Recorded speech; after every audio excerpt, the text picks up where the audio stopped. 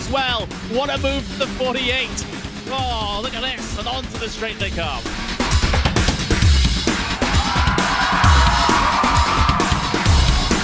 Brilliant move there from the number 40 to make it through. That left-hander sliding up the inside, going up now over Hawthorne Hill, down Pilgrim's Drop, and it's brilliant stuff here at Brands Hatch.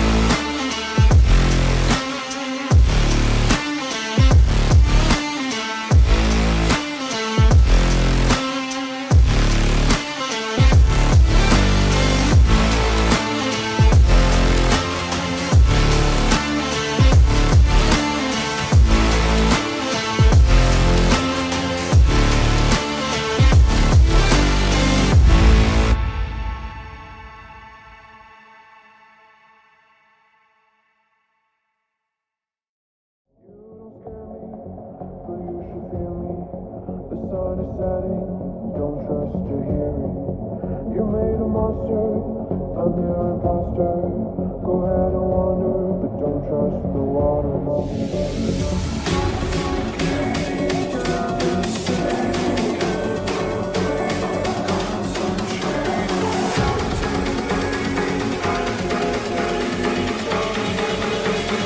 I'm a member of the deep.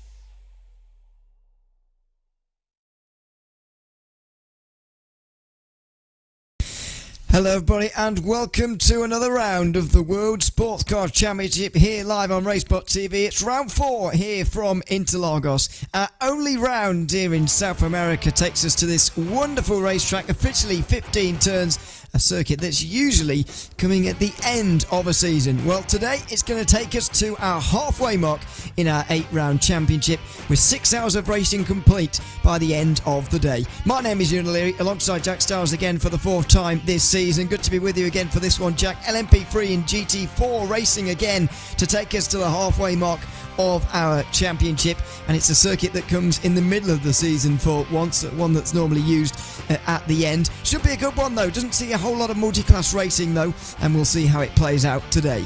The multi-class racing that we do see here at Sao Paulo is excellent all the time, so I'm incredibly excited for this evening's event. Qualifying is currently underway, so I think it's going to be an important one, Ewan. Obviously, halfway into the season, everyone's going to start to know who's who in the series, and they're going to know how everyone's going to race each other. I think this could be a very important race for People's Championship battles. It certainly will be. We'll get into that in a second, but this is the schedule. Our only round in South America takes us to Interlagos. As I've said, we'll be back to North America a couple more times. The season-ending race from Season 1, Daytona, is next. That's in 2 weeks' time. Another 2 weeks to Mugello, then Fuji after that for our only Asian round, and then our finale. A double header, actually, for rounds 7 and 8, so make sure you look out for that in May when we end out our season. Let's have a look at how we stand right now, though, in the championship standings, starting with LMP3 Pro. It's 14 points that Christoph Herbenau has over Matt Caruana, who's won the last 2 races, and Nathan Moore.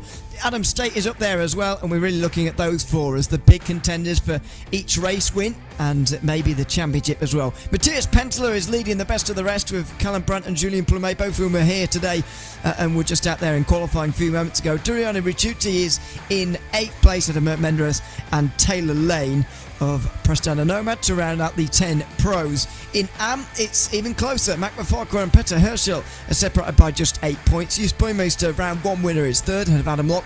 Then there's a bit of a gap here too. Best of the rest goes to Dan Piazza, who's 3 points ahead of Maz Kjeldsen and Nicholas Skeets. Then it is Adam Hedgecock as well. Nicholas Salputis and Jacob Jenner round out the top 10 in LMP3 AM. Let's go to the GT4, starting with the pros and Adam Isaacson, who is leading the way there. It is second place for Timo Hayden, only 7 back. Then Sasha Engelsey, Sandro Proti, quite a few back actually, now after troubles at Road Atlanta. Emmanuel Getzela rounds out the top 5 with Matt Loveridge just 4 points off it.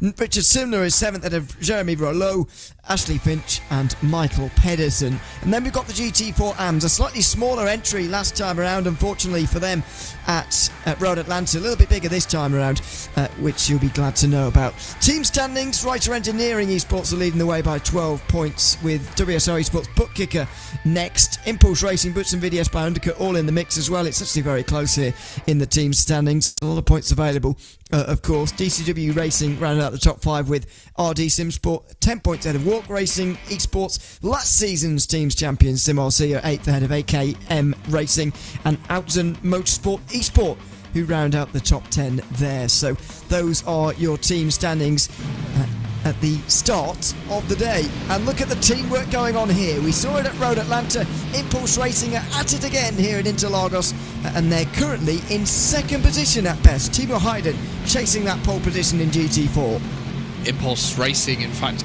locking out 2, 3, 4 in GT4 Pro qualifying at the moment. It was 1, 2, 3, Ewan, but Adam Isaacson's just pipped them by just over half a tenth to the pole position as it stands, with 7.5 minutes left on the clock. And you are right, we did see this for a last time out from Impulse Racing. It seemed to be a strategy that worked well, and I think it's one that's going to pay off here. That long straight from that final corner right up through to the centre S. It's a long drag uphill there, Ewan, where that draft from 3 cars, that train is really going to help them. Yep, it is. There are some new drivers, by the way, to speak of. Before we go any further, I'd like to welcome in a couple more drivers into the series. They are trying to... well, actually, let's go through those who can't qualify first, because I'm looking at the bottom for those who cannot. Nikolai Loft is the only one who is not allowed to, so he is going to start from the back of the LMP3s here today, so worth bearing that in mind. And Jack Osborne and Ben Hicks will both be in the field as well for the first time. Jack Osborne is currently leading the GT4 AM standings by 0.5 tenth of a second, and there is the 777 at the moment looking to improve and put that one out of sight very possibly. And Ben Hicks, also 7th place in GT4 AM, is a new driver as well. He's 1.2 seconds off at the moment. You may have remembered that we did get a new couple of drivers last time around as well.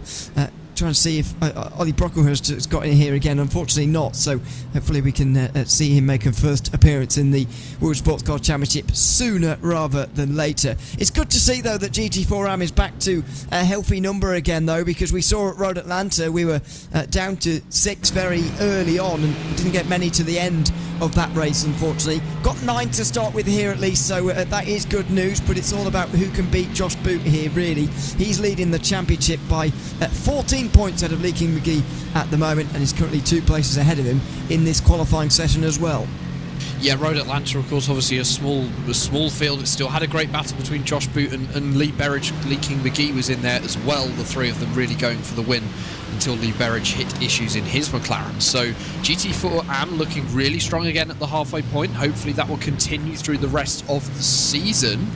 And you know, as you say, Ewan, it's all these classes are so provided fantastic racing all season long, and I think that is just going to continue. Josh Boot now on your screens in the 606. He's only got to find 0.5 tenth to put it on pole in class. Now, that is not a lot of time, but if you're on the absolute edge, and that is a lot of time to find, especially around a circuit like this. Yeah, sometimes one of those frustrating moments, isn't it, when you cross the line having done your very best and you still think, I'm still half a tenth behind, where on earth am I going to find that time?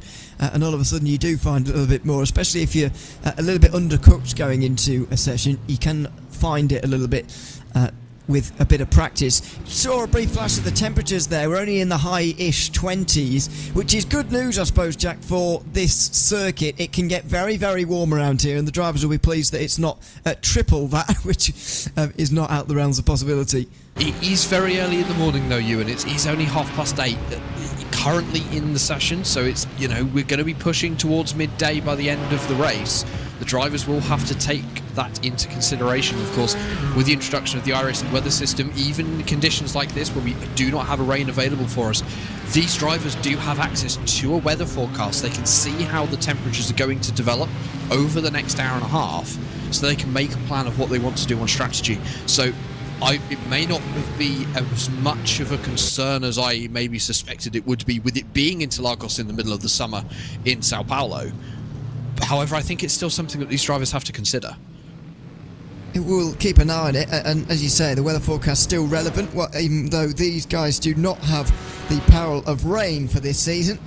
Maybe we can see that next time around in the World Sportscar Championship, but not this time. It does mean that they can track temperatures and all that kind of thing, and just keep an eye on that. So that'll be good news for them. Lots of weaving around going on the Descida de Lago, or into the Descida de Lago, I should say, here on the Retro Aposta, the back straight. We go on board with the current leader of the session, and he still is just about. Sasha Engelsey there has gone 4 thousandths of a second behind Adam Isaacson. All of a sudden he'll be beginning to get a little bit nervous, and to be honest with you, I'm not entirely sure what he's doing hanging out behind these duo of Mercedes, who very much look like they want him to go past at the moment. I just wonder whether Adam Isaacson's spending a bit of time getting everything back into a position where he can give it one final push. Realistically, where he is on the circuit at the moment, Ewan, if he doesn't get a wriggle on, he's only going to get one lap here. Maybe that is Adam Isaacson's plan. We can see the Impulse Racing strategy starting to come together. You know, 2 and 3 within a tenth of Adam Isaacson there, and especially with Sasha Engelsey's lap. 4 thousandths that's nothing, really. It's not going to take a lot for him to find that time. I think just a slight adjustment in a braking zone, and you could find yourself 1/100th of a second. So Adam Isaacson now coming into Yun Chao, really giving it some. I think he's going for a push lap here. Yeah, just all about setting yourself up really for that final corner. It is turn 12, and while I said earlier they've got 15 turns around here, the last 3 I would count as not really corners, but we're going with the track map. So there is the final of them as you make your way past the pit lane. And by the way, the moment when we can start this race is just sort of perpendicular to the pit wall. The tyres, you can see, piled up on the entrance to pit lane there. That's pretty much when the race leader can open it up and go for it. It's a little bit of a shorter zone actually than some of the previous rounds, whereas at Road Atlanta, for example, you could go from the bridge and on the run down the hill. We did see both class leaders actually waiting quite a while to let rip, but even so, the option was there. Meanwhile, Sasha Engelsey takes the pole position for now. Just 1/4 of a second for the driver of the number 3 car. He is on pole as things stand. Hayden and Thomas Marks Burgess going, one off track, and Marks Burgess going slightly quicker himself as well, but only to 4th place. What is Adam Isaacson doing here? Going off road. Is that going to be the end of his day? Maybe. He's gingerly getting himself back onto the circuit again. Is there one more time left in that car? I think it's going to be tight as to whether Adam Isaacson's going to get back to the start-finish line in time. 41 seconds remaining on the clock. That is, of course, a hard limit to the end of GT4 qualifying and qualifying itself. So Adam Isaacson needs to really try and get a wriggle on. I think he's in a pack where he maybe can't get the most out of that number 78 Aston Martin. I suspect he's going to back off quite a lot into Yun Chao here. Although I wouldn't be surprised to maybe see him hanging off into the pit lane. Let's see what the 78 does. Yeah, let's see. He was a bit wide. I don't think that exit was particularly what he wanted onto the straight here. Does he not look like he's going a bit slow? Yeah, he's coming into pit lane, I would have thought. Well, maybe not. Well, this is looking odd to me on the way down towards the front straight. He's going to be picking up a little bit of slipstream from the Mercedes, and he gets there with a couple of seconds remaining, and the checkered flag will now fly. Richard Simner goes quicker, up to the top 5 in GT4 Pro for him, as some more teammates working together a little bit here. This is the driver of the 35 out towards the line. Ben Hicks, one of the new drivers onto the grid here for today, one of 2 new drivers who will be in the field for this session. Jack Osborne, the leader of the session, is indeed currently at the top of the standings, and the other new driver, although those teammates follow each other into pit lane. That'll be it for those 2 Mercedes. Where's Isaacson? Here he is, coming through at Ferradura at the moment. A wonderfully fast uphill right-hander, and now it's into the tricky middle sector, which he really needs to nail if he wants to grab that pole position again. I think it could be... I'm not sure what's going to come here. I don't have sector times to hand for Adam Isaacson, so let's see what he can produce down into turn number 10. An incredibly important corner, because you want to get the exit right. You want the run down the hill through 11, because you can carry so much speed, gain so much time, but lose so much as well, using as much of the track as possible into Yun Chao. You want a good run up the hill. This is going to set him up for a good lap. Alessandro Prooti in the Mercedes is who has been dragging Isaacson round, so a good draft there for 78. That could come into hand. All he's got to find, Ewan, is 2.5 thousandths of a second. Whether he's been able to do that, I'm not sure. We're going to find out. He's going to stay to the left-hand side here just to shorten the distance as much as possible. Is it going to be pole for Isaacson? Is it going to be someone else? Jeremy Rouleau improves to the top 5, but Isaacson improves to pole. It's at the very end of the session. He's the final driver to set a realistic lap time by the looks of things. I can't imagine anybody else crossed the line in time to get their one last lap in. However, none of them are going to beat Adam Isaacson. It's 65 thousandths of a second at the end. He timed it perfectly, and that distance to Alessandro Proiti was just enough to not get in the way of him, but also get an adequate slipstream. GT4 Pro once again showing that the top of that field is incredibly close on lap times and what they can produce. So let's have a look at those results and the starting grid for 90 minutes of racing here at Interlagos. It's Christophe Herbinot who's taken the pole position in LMP3 ahead of Nathan Moore. Julien Plumet does a very good job to get inside the top 3. Matt Caruana, the winner of the previous 2 races, a surprising half-second back. Leo Bonneman is 5th, directly behind his 2 teammates in the inside row. It's Adam State who'll be on the outside for WSR Esports bookkicker. Matthias Penteler is in 7th for RD Simsport ahead of Joost Boymeister. He is the first of the AM drivers in the field. Then it's Taylor Lane, Callum Brandt, Mert Menderes and Doriani Ricciuti. They're all pros, showing the gap that Boymeister has. Back to Dan Piazza. Nicholas Salaputis will be 14th ahead of Mads Kielsen and Petter Herschel. Then it's Mac Mafarquhar and Adam Hedgecock, followed by Adam Locke. Ben Gregory quite out of place as a pro driver. Unfortunately, he's 20th ahead of Toby Ward and Andy Sharp, who is the final of the AM drivers, LMP3 drivers as well. Here are the GT4, starting with Adam Isaacson. That late lap time enough for pole for him ahead of Sasha Anglesey, and it is impulse racing everywhere apart from Adam Isaacson. It's Timo Hayden and Thomas Marks Burgess next, with Alessandro Proiti looking to bounce back from Road Atlanta 2 weeks ago. Jeremy Rouleau's late improvement there gets him up to 6th place ahead of Richard Simner and Matt Loveridge, who are on the 4th GT4 row. Emmanuel Gatzel, Michael Pedersen, Kim-Andre Bjorklund and Ashley Finch round out the pros, at least those who qualified where you'd expect to see them.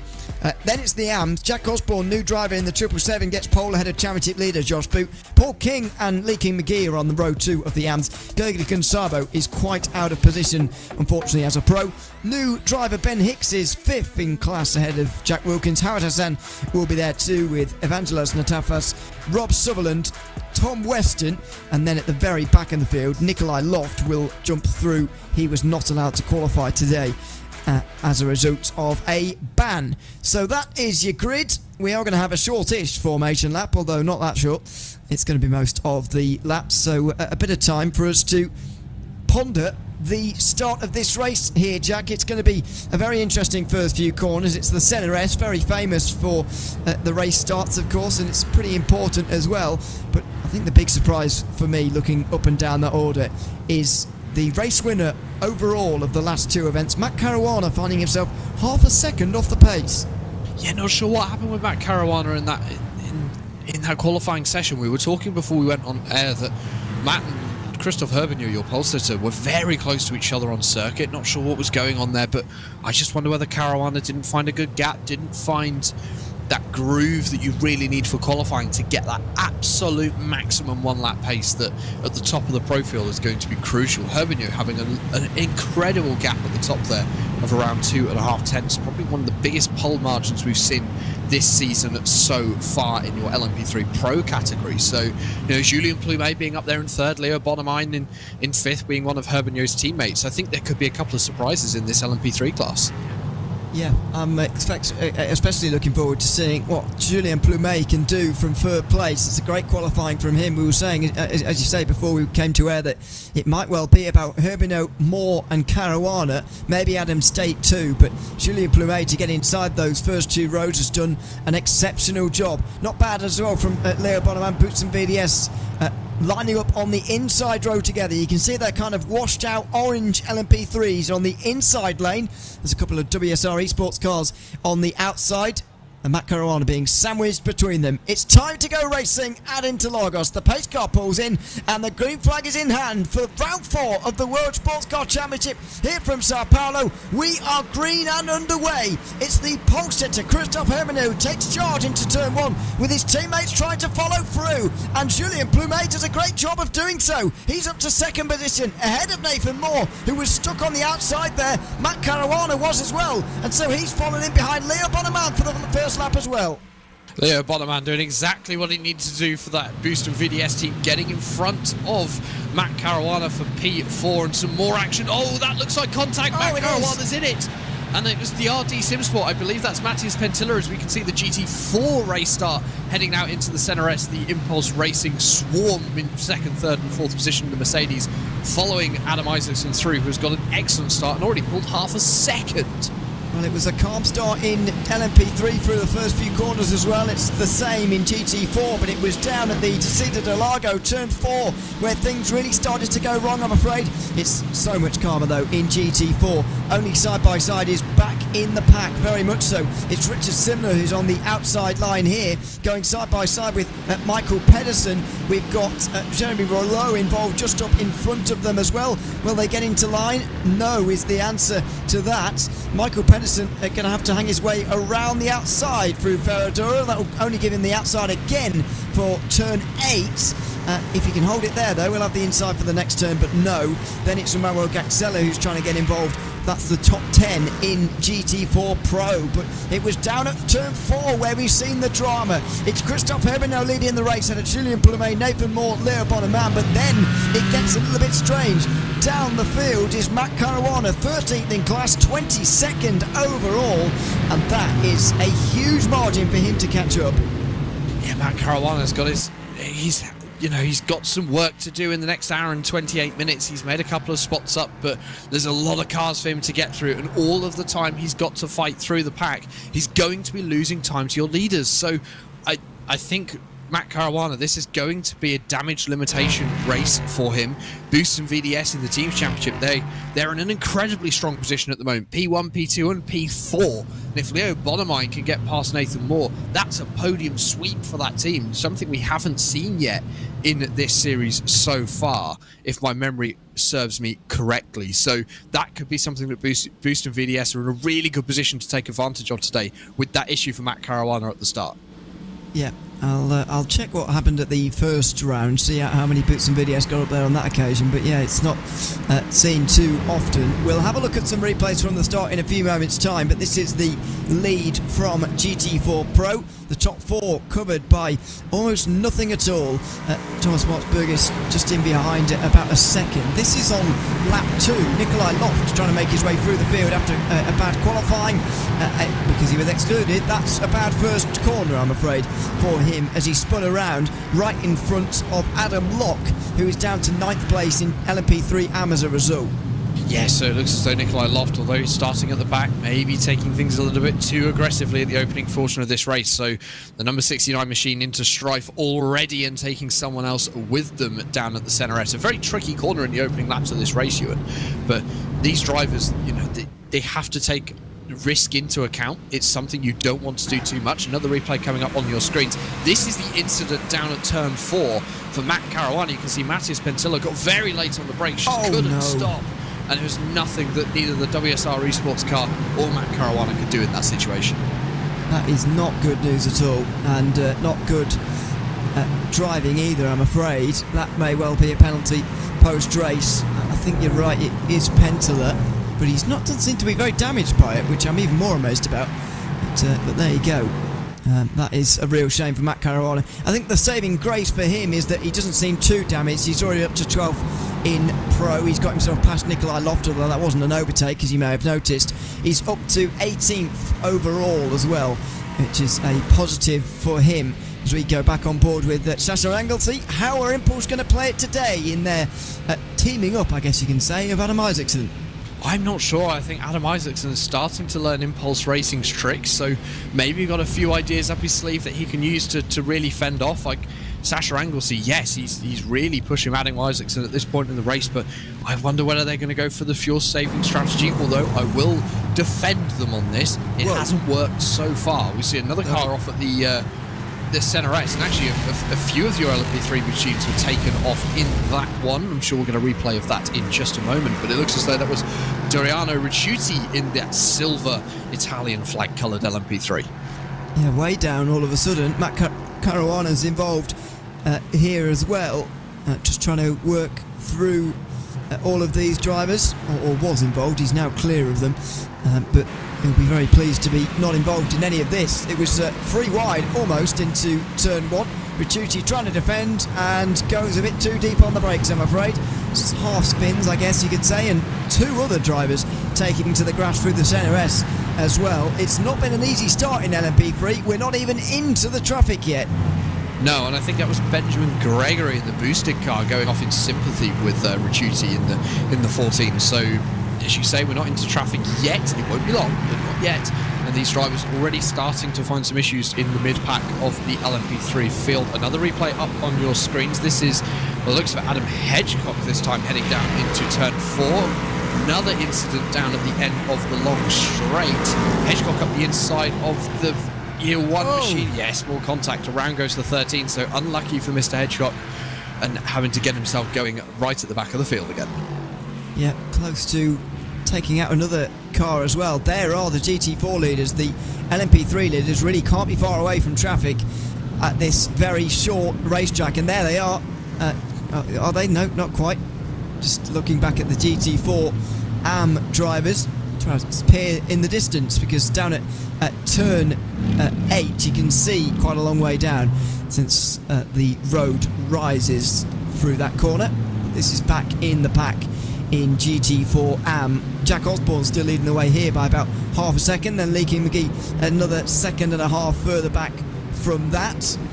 So it's a good start to the season for Osborne here as he joins us at round 4. A short circuit though means that generally there is going to be a bit more lapping going on that than at others, although they will have got a taste for that already at Road Atlanta, an even shorter circuit than this one. Yeah, and I think that's also going to play into the dynamic of this race. Of course, it's going to be a shorter amount of time that your LMP3 field and your GT4 field, for that matter, are going to be in clean air. It's not going to be a situation that you see in the longer endurance races, Ewan, where you're constantly in traffic for probably the first hour of the race. The first hour, you're still going to get time where the field is just close enough together that you're going to have laps where you have a clear lap. But I would expect the last half an hour of the race traffic is going to be a vital part of this, because I don't think, especially for your LMP3 drivers, they're going to get a break. It's going to be relentless, and that middle sector is so tough to pass in. These LMP3s, we've been saying all season long, they're tricky cars to drive. Yes, they're built for amateurs. They're tricky cars to drive, as we're on board with Nathan Moore going for a move on Julien Plumet around the outside at turn 4, but Plumet defends it, and I think he's got it. Whether Moore can get the undercut on the exit, I don't think he can. Plumet holds on. Well, what about on the way towards turn 6 here? Ferraduris, Plumet going to have to defend again? Well, he maybe could have done, because Moore was really thinking and debating about going up the inside there. Can't quite do it though, and so we'll spend another lap stuck behind Plumet. You get the feeling though that if Nathan Moore wants to beat Christophe Herbinot today, he's going to have to make this move soon, because now we're into the traffic. It's going to allow Herbinot to get through and get away even further if Nathan Moore's not careful.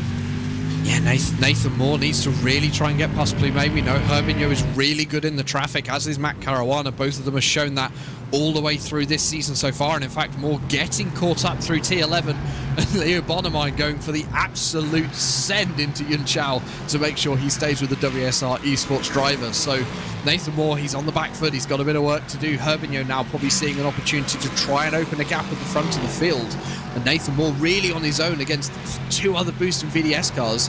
As you are right, he needs to make this move for second place, and he needs to make it soon to be able to challenge for this race lead.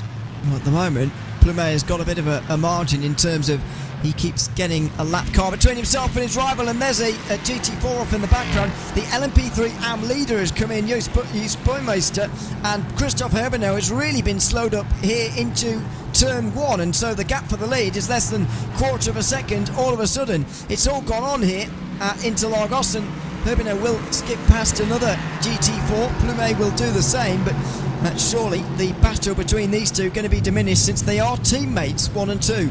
Yeah, I can't see there being much of a battle here. I think it's going to be a case of Plumet trying to keep Nathan Moore behind in third position. Plumet really going aggressive in the traffic early on in this race. We're only 10 minutes in, an hour and 20 minutes to go. You don't want to get too aggressive. Things could go wrong very easily. Replay up on the screen. This looks to be what happened to Rob Sutherland, which is what you saw in the foreground of your screens but a moment to go through the Senna S. Into the braking zones they go. Was there contact? Yes, there was. Looks as though there was a bit of contact. Is that Evan Latifas in the other Mercedes? I can't quite tell. It could have been. There's about 3 million Mercedes back there, though, so it's impossible to tell, to be honest with you. Oh, here's a not nice moment for Ben Gregory through on the curb out of turn 2. Missed a couple of races, unfortunately, this season. Glad to see that Gregory is back on the circuit again. Unfortunately, was just going round for a spin on that occasion. Somebody's missing a front bumper here.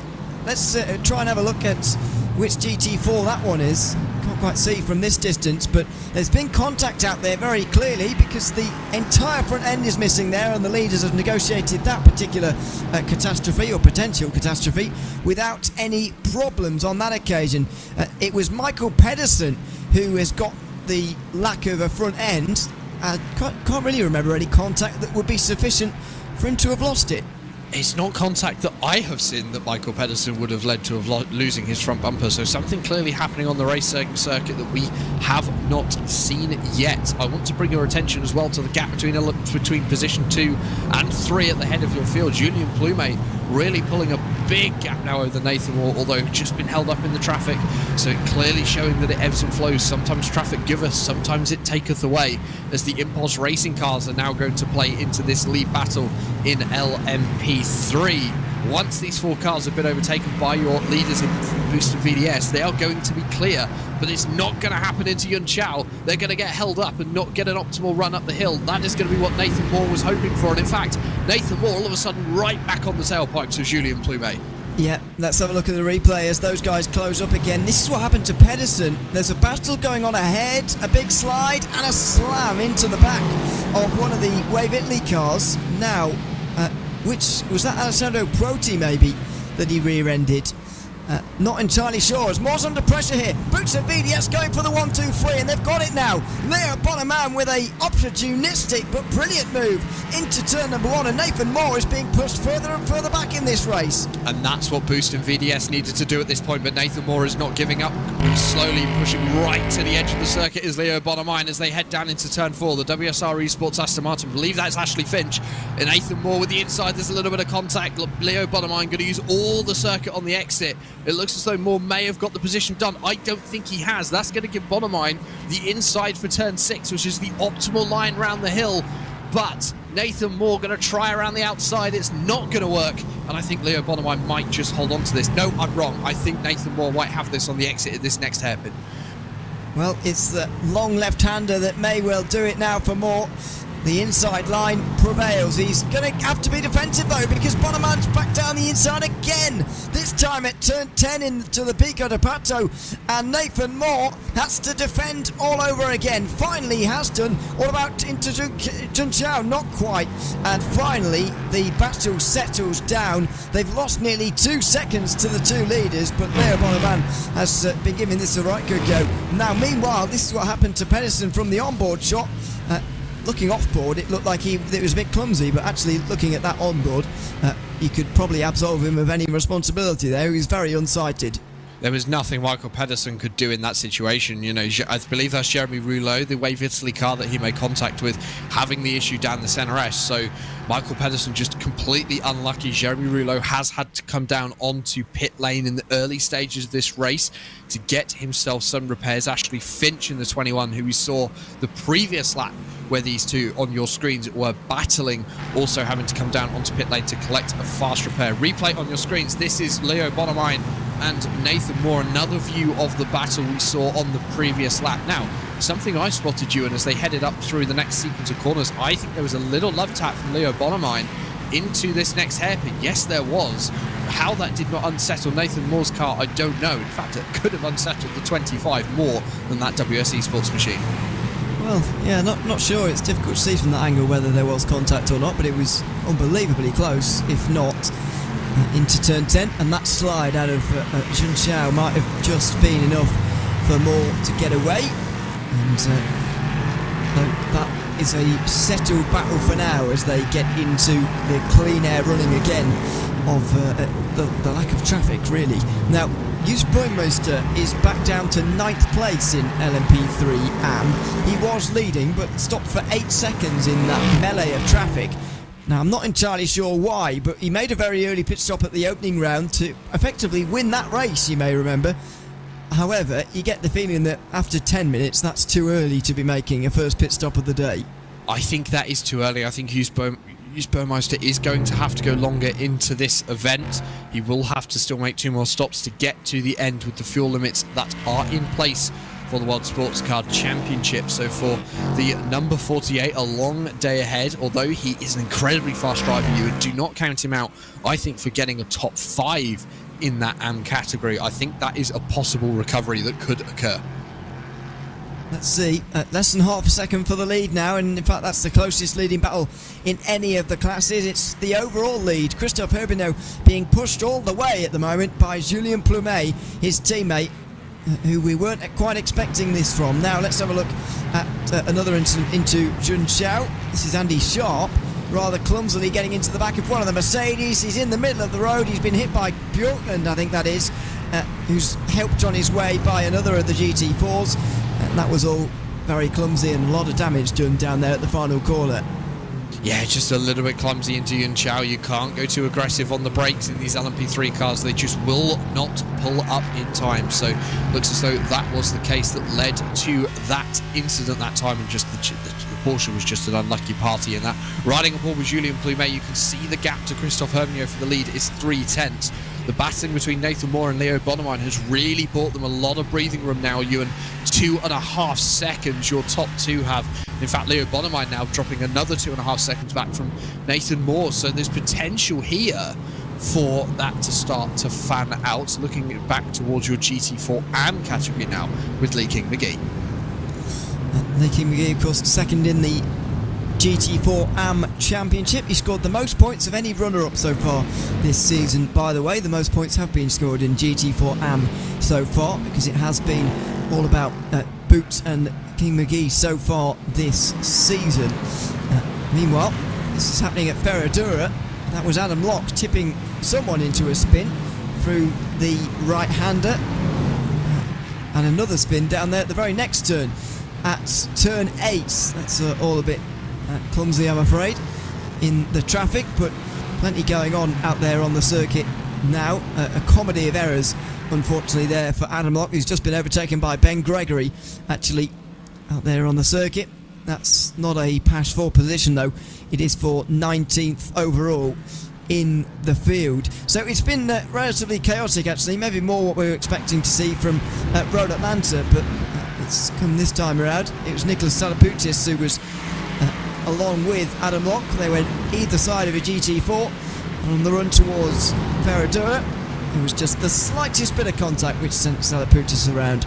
I think Salapoutis maybe think he had a little bit more room to the inside there than was actually there for that number, or the year 1 machine, the number 26 car. So Salaputis, another driver hitting issues early on in this race. We're not far away from sort of the 1/3 distance point, getting close to the pit stops, probably in the next 15 minutes or so, Ewan. Of course, with the temperatures being a bit lower here at Interlagos, the fuel rate is going to be higher. That burn is going to be much greater for the drivers, so I think we're going to see pit stops maybe a little bit early than if we had the hotter track temperatures. But as the day goes on, as the temperature builds, that could still be a factor. Matt Caruana and Taylor Lane. Caruana is making his way back through the field up to 6th position now. He's still 11 seconds off the leaders, Ewan, but he's making an excellent recovery here, running excellent pace, matching that of Christoph Herbignon. Wonderful recovery so far from Matt Caruana. His fastest lap of the day is quicker than everybody apart from Herbignon and Moore, and his last lap was only a couple of attempts off that of Herbignon and Moore, and quicker than everybody else. He has made a remarkable recovery to, we repeat, 6th position.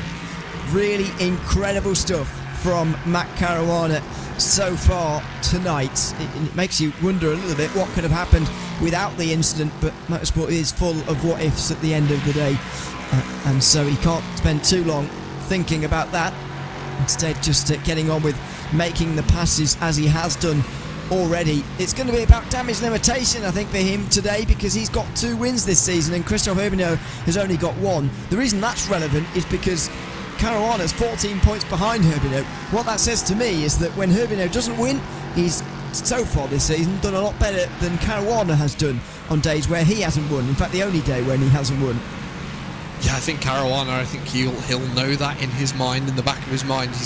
He's racing here for the championship, obviously with the highest wins at the moment, 2 from the 2nd and 3rd round. Christoph Herbignon taking that 1st round at Barcelona, wasn't it? So it's going to be an interesting battle for the championship. Herbignon at the moment in a position to stretch his lead even further as we see Adam Locke off the circuit once again coming through turn 3, the Curva de Sol.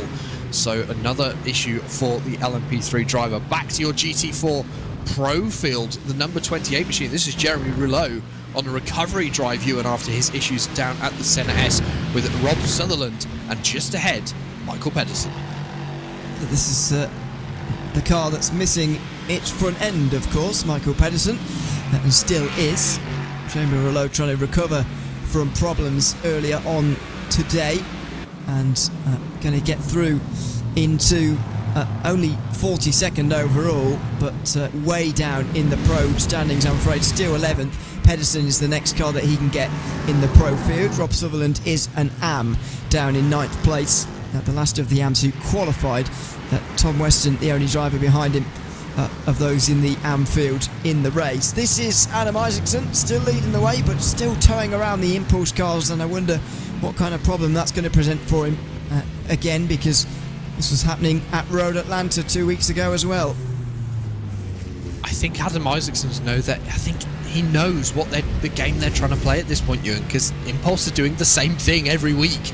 Where they're turning up, they're going to sit behind Isaacson, fuel save massively, and jump him in the pit stops. And I think Isaacson is running a strategy that will allow him to counteract that. We saw that at Road Atlanta, and that played into the Swedes' favour in the 78, in that he was able to come away with that win, if my memory correctly serves me. So I think he's going to play a similar game today. Obviously, being out front all the time, he's the one really cutting through the air. The 3 Mercedes behind are just following. They're just using his tracks, his dirty air to make the most of the fuel saving. But Timo Hayden tucked up really close behind the 78, but the other 2 Impulse Racing teammates he has following, not as close at this point.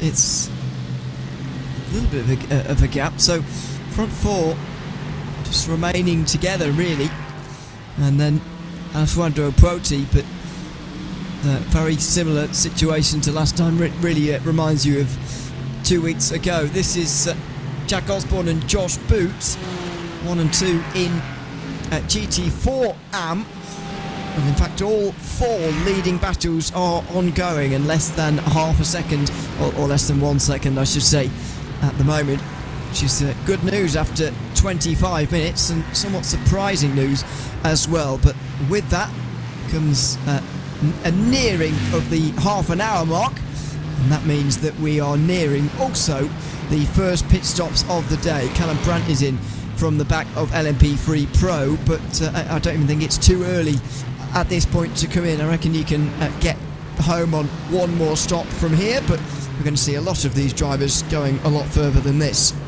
I think it'll be tight, but I think it's possible, as you say, to get home with one more stop from this point in the race. We've seen others do it in previous rounds. I can see it being pulled off again. Something to note as well, you were talking about how close all of the class leads are. Actually, LMP3 AM, this is really the first round where after a significant amount of time, we're seeing the lead be very close. Usually someone gets to the front of that field and really pulls away, but Dan Piazza and Max Kjoldsson really close to each other as the GT4 AM lead is holding up. Josh Boot goes for a move into the center S, puts it incredibly deep, and Jack Osborne in the 777 takes back the lead. Josh Boot's going to have to try it again, maybe trying to get that move done before the pit stop sequences start.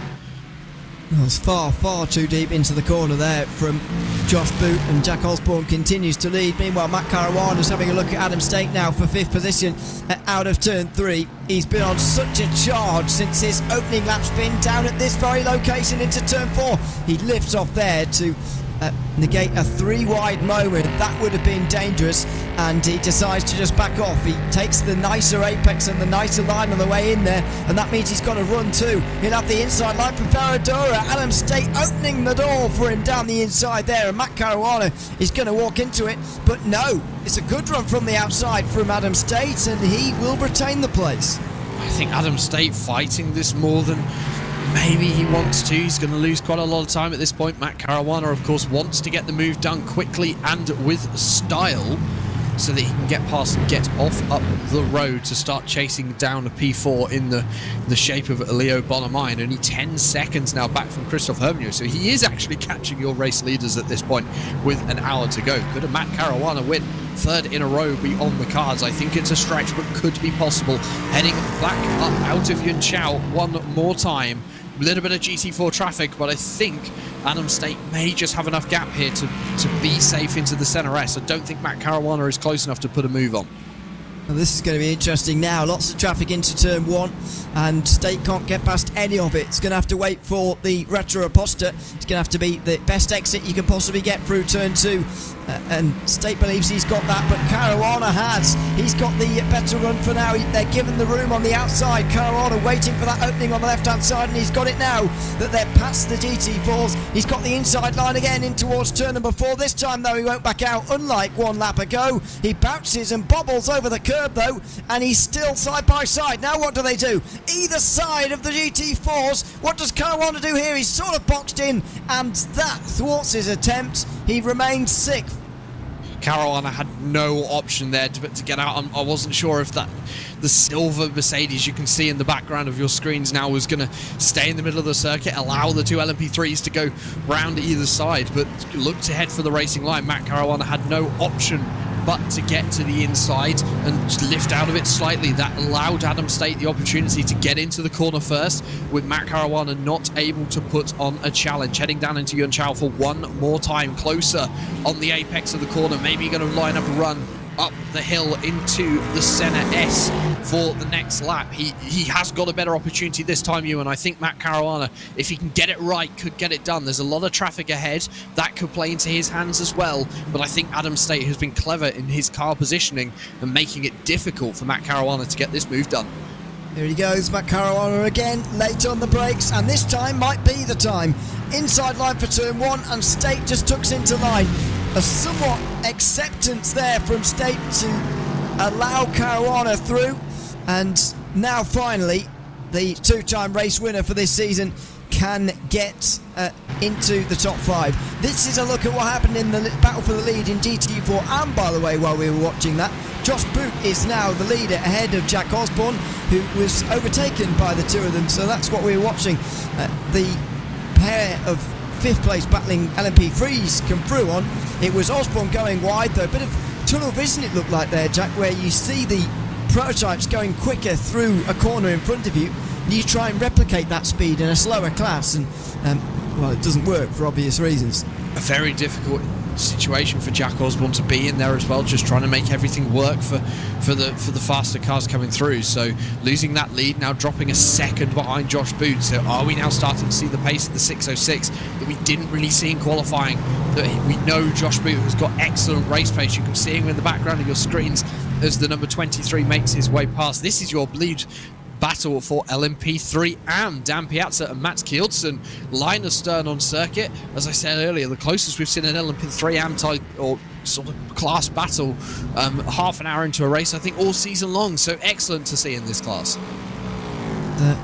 Been a good race so far. 29 minutes gone, just over an hour remaining in round 4 of the World Sports Car Championship. It is Christophe Herbinot leading the way by nearly 3 seconds now. Julien Plumet has not had a good run through traffic, and so Nathan Moore is on the back of him for second position at the moment. Traffic pretty much a constant at this stage in the race, so something to watch out for anywhere on the circuit at this stage, with still all 46 cars that started this race still running as things stand. Ben Gregory is into the pit lane right now. He's one of pretty few drivers actually to have been in so far. Callum Brandt, the only one who I think has made a scheduled pit stop so far today. But I think the fact that we've had basically 2 stops before the half an hour mark suggests to me that these cars can actually go a decent length of time on fuel. Nobody particularly worried about short fueling, but we wait and see how much further past the half hour they go. Gregory obviously just trying a little bit of a different strategy, maybe trying to gain some time in this sort of pit stop sequence, get out into some clean air and run some good laps. As we can see the lead for LMP3 AM on the screen. Mats Kieldsen in the traffic has closed up to Dan Piazza. Doesn't look like he's putting on a battle or a challenge just yet for the class lead, but does seem to have a better run out of Funchal with the traffic. And heading up the hill, he's going to have the draft. Could we see a repeat of what Matt Caruana did just a couple of laps ago to the inside of the Center S, which was a textbook move indeed? Mats Kieldsen is going to look, he's going to try onto the brakes, just wasn't close enough. Dan Piazza breaking that a little bit later, and a nice defense into the Center S. Mats Kieldsen will have to wait either later on in the lap or try again on the next one. The closest battle for the lead on the circuit, heading its way down the Retroposta now into turn 4, with the GT4 Pro leading battle just up ahead of them, and an emerging pit stopping car coming through as well. Here's Matt Loveridge of Walk Racing Esports for this championship, making his way out of pit lane. That's one of the earlier GT4 stops. He will drop to the back almost of GT4 Pro. Alessandro Proti has also made a stop in GT4 Pro that we've not seen, but he will be working his way back through the order as a result of all of that. Out through the final corners now for Moore. Does he get himself out of traffic and into the pit lane? No, is the answer to that, as they go over the line for the completion of another lap. It's a look down the inside, but no move. We are getting to that stage now where it might be worth coming in if you're stuck behind someone. And looking at the lap time that Christophe Herbinot has just put in for the fastest lap of the race, a 1 minute 28.764. I would say the fuel tanks are getting very low in these LMP3 machines. Nathan Moore, I think, in the next lap or two, going to be considering could an undercut be viable.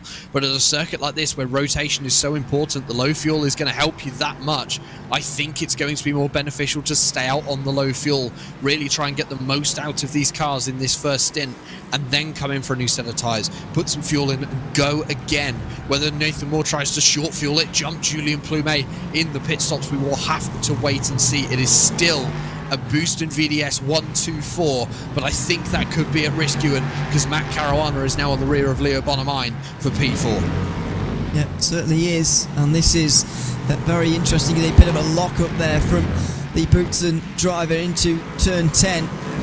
So we follow Plumet here. Matt Caruana has made his way through.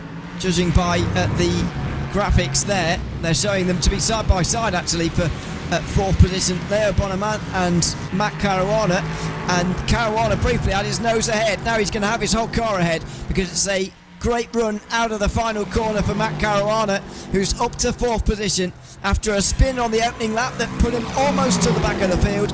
He's very much inside the top 5 and looking for a podium place now too. Bonneman wants to get back at him. He switches to the inside. What an opportunistic move that is from Leo Bonneman, who gets the position back. Matt Caruana was not expecting that. Leo Bonneman, an excellent dummy into the center S, but I feel as though maybe not a sensible decision from the Boost and VDS driver. He could use the draft of Matt Caruana to try and get himself back up. Caruana almost on the grass as he looked for a space to try and get it down the inside, but Leo Bonneman leaving no room. And Adam State now back into this. Caruana's going to have to go around the outside at turn 6. And I'm just not sure whether he's going to have the pace to do so. He's going to try anyway. Bonneman on the inside, Caruana on the outside. I think Bonneman's got the run off the corner. Caruana using every inch of this circuit to try and get it done. He's actually going to repeat a move he did earlier on in the race of having the inside for the long left-hander hairpin. And we know that's going to be beneficial, but Bonneman getting the traction. And actually, he's held on to it. Wow, you've got to question the sensibleness of this, but it's so entertaining. Leo Bonneman holds on again. Matt Caruana can't find his way through. Adam State is now very much involved in the black and white WSR Esports butt kicker car as well. This is remarkable stuff. Caruana with another good run down the straight, and surely it's time for someone of these three to come in and make a pit stop now.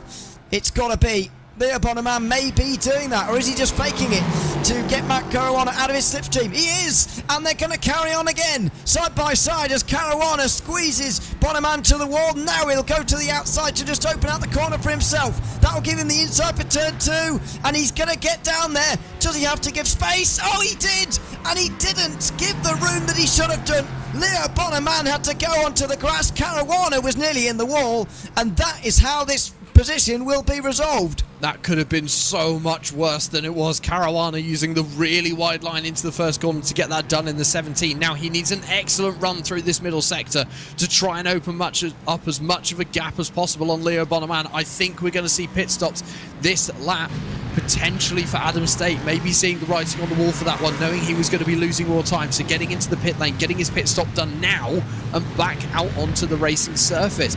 Into traffic goes one of the Boost and VDS cars. I believe that could even be your leader. Yes, it is. No, that's Julien Plumet. Apologies, in second position, so not having the run that he needs. No, that is Christophe Herbignon. I can't read a number apparently. So Christophe Herbignon having a bit of a disrupted run into the pit lane. Dan Piazza, your LMP3 AM leader until a lap ago, also down onto the pit lane to get his first pit stop done.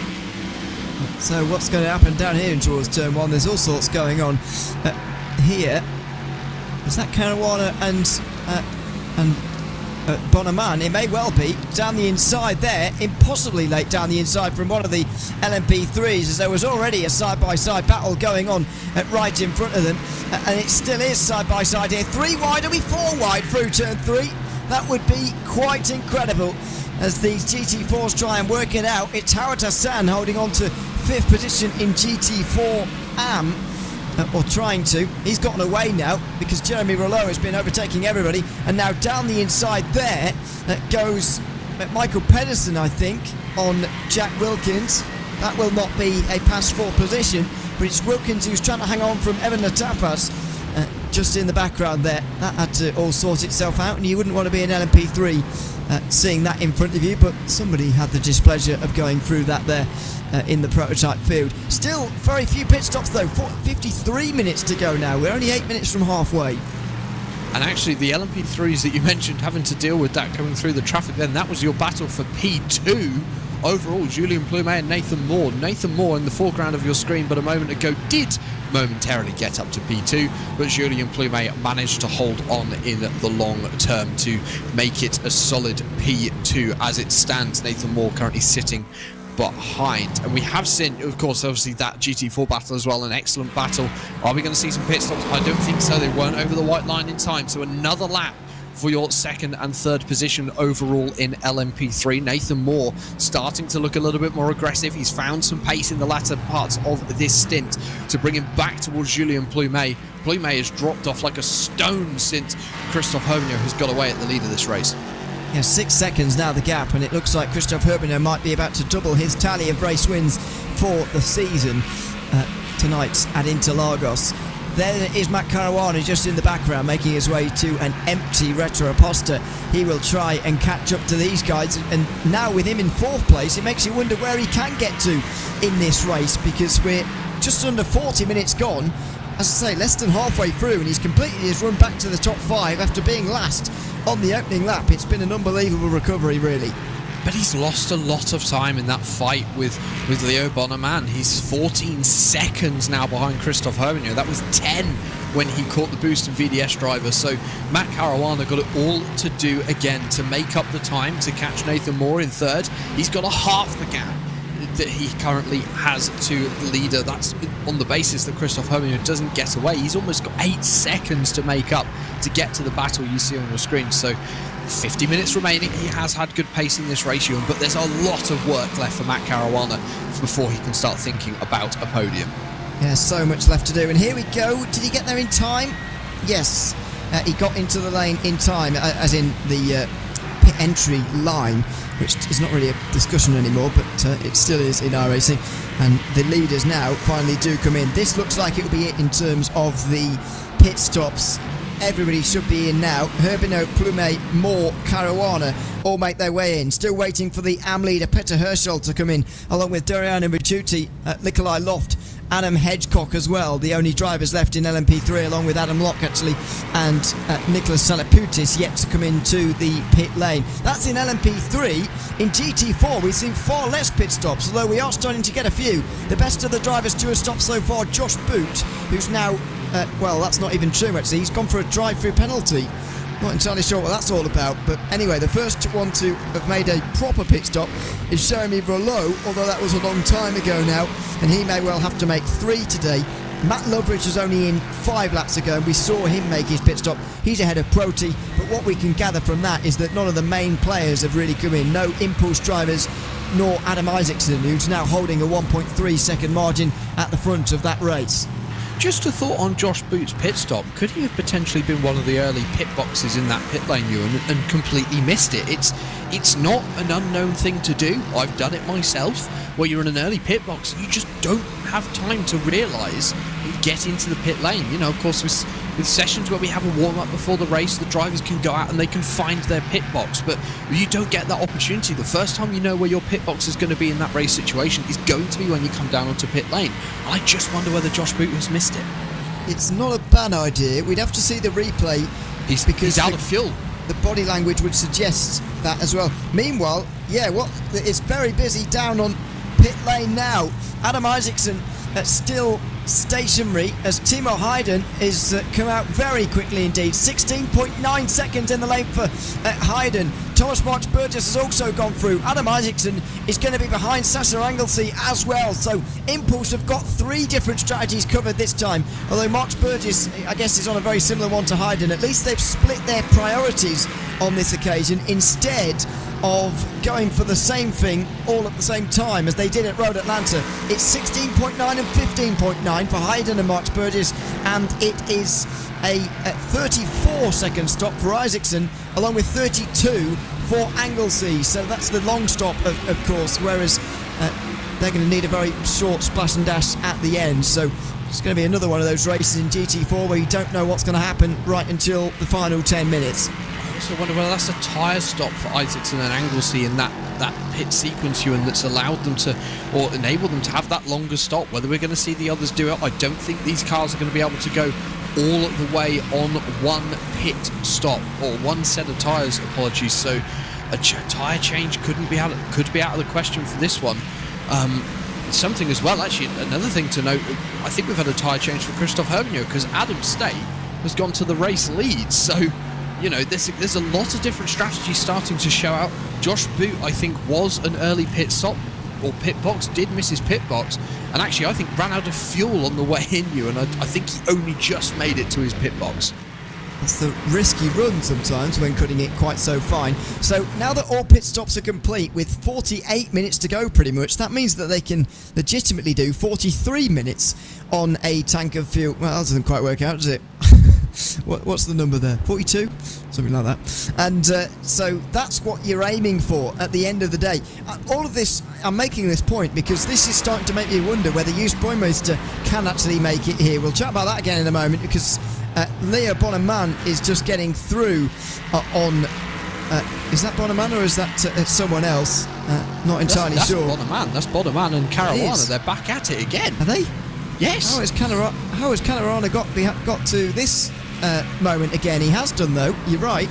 And he's having to hold off Leo Bonneman on this occasion. It's a very similar situation to what we saw not a few minutes ago, but after the pit stops I really wasn't expecting this to happen all over again. It's side by side into Ferradura then, in a carbon copy almost of what we saw before. This time though, Caruana more decisive. Late on the brakes into turn 8. Was it too late? Maybe. He's on the inside again at 9 as Leo Bonneman has to go round the outside. Is he going to be given the room? Just about. They rob again, and this time into the Pico de Pato. They're still going to be absolutely level, and Bonneman is through. Decisively not, and they're still side by side. Down the hill this time into Zunjao, and it will be later on the brakes from Caruana right round the outside for Bonneman, and they are level again going towards the start finish line. This is going to be a drag race up the hill to the centre S for these two side by side through the traffic. Could we see a bit of strategy? But I think Caruana has got the move done. Through he has gone, but Leo Bonneman going to put an attack on into the centre S. He's going to look to the inside. Late on the brakes is going to be similar to what he's done before. Down to the inside. Caruana going wide to open up the exit. Try and get the inside here. Don't make contact this time, but Bonneman's gone through. Contact from a lapped car behind. No, that's used Baumeister, the AM leader. He's back into the lead, and I think, as you say, running an absolute blinder of a strategy. I think so. He is a quarter of a minute ahead of everybody else in that class, although he has made a stop that's cost him almost no time at all so far, and he's yet to make his long stop of the day. So that's worth watching out for when we get to the later part of this race. But as I was saying, or trying to say in a couple of moments ago, Baumeister, because of everybody going so long on the field there, it's making me wonder whether it is possible maybe to just get to the end of the race on 2 stops, despite the fact he came in before he went through traffic for the first time. That's where he's gained all the time, in my opinion, is that he's had to traverse the traffic at 1 less time than everybody else, because when he made his pit stop, he effectively was right behind the back end of the GT4s. When he came out, he was right in front of the front end of the GT4s, so he effectively missed out a run through, which has gained him a lot of time, as it would do. Yeah, you could be correct there. I just wonder whether that thought of, right, let's hit the traffic, let's get in. He's obviously had a think about what is going to be best approach for this race and how to make it work. You know, you can see him in the background. He's probably going to sit behind these two and use their pace to drag that gap out just a little bit more. I mean, he has around 20 seconds back to Mads Kielsen at the moment, 17 seconds back to the number 23, the second position car in class. So he will have a longer stop here. I suspect a tyre change may be coming for you, Baumeister, because it was an 8-second stop, that first one. So an incredibly short stop, but 43 minutes left in the race, and how long we saw these cars go on the first stint, it's not out of the question. He's 24 laps in you, and I don't think it's going to be long until we see him down onto the pit lane. Then we're going to really start to understand how that strategy has played out. Oh, that was close. One of the impulse cars getting one of the LMP3s on the outside and one other on the inside. It's getting very exciting indeed at Interlagos. In GT4, by the way, we've got Timo Hayden leading the way, as I mentioned. 3 seconds back to Thomas Marks Burgess, who is in that second place. Jeremy Rouleau has moved up to 3rd ahead of Michael Pedersen. They must have made some short stops. Sasha Engelsey is ahead of Matt Loveridge, Adam Isaacson, and Alessandro Apoti. That's all one group, by the way, back in GT4. Back in LMP3, we've got a battle for what will be the race lead, I think. Christoph Herbino is just ahead of Nathan Moore into turn 1. Oh, yes, it's very close. Nathan Moore really gaining some time in the pit stops there. I think a second and a half quicker on the total lane time. Roughly similar pit stop times for these two cars. So Nathan Moore really taking advantage of that. Christoph Herbino losing some time in that pit stop sequence.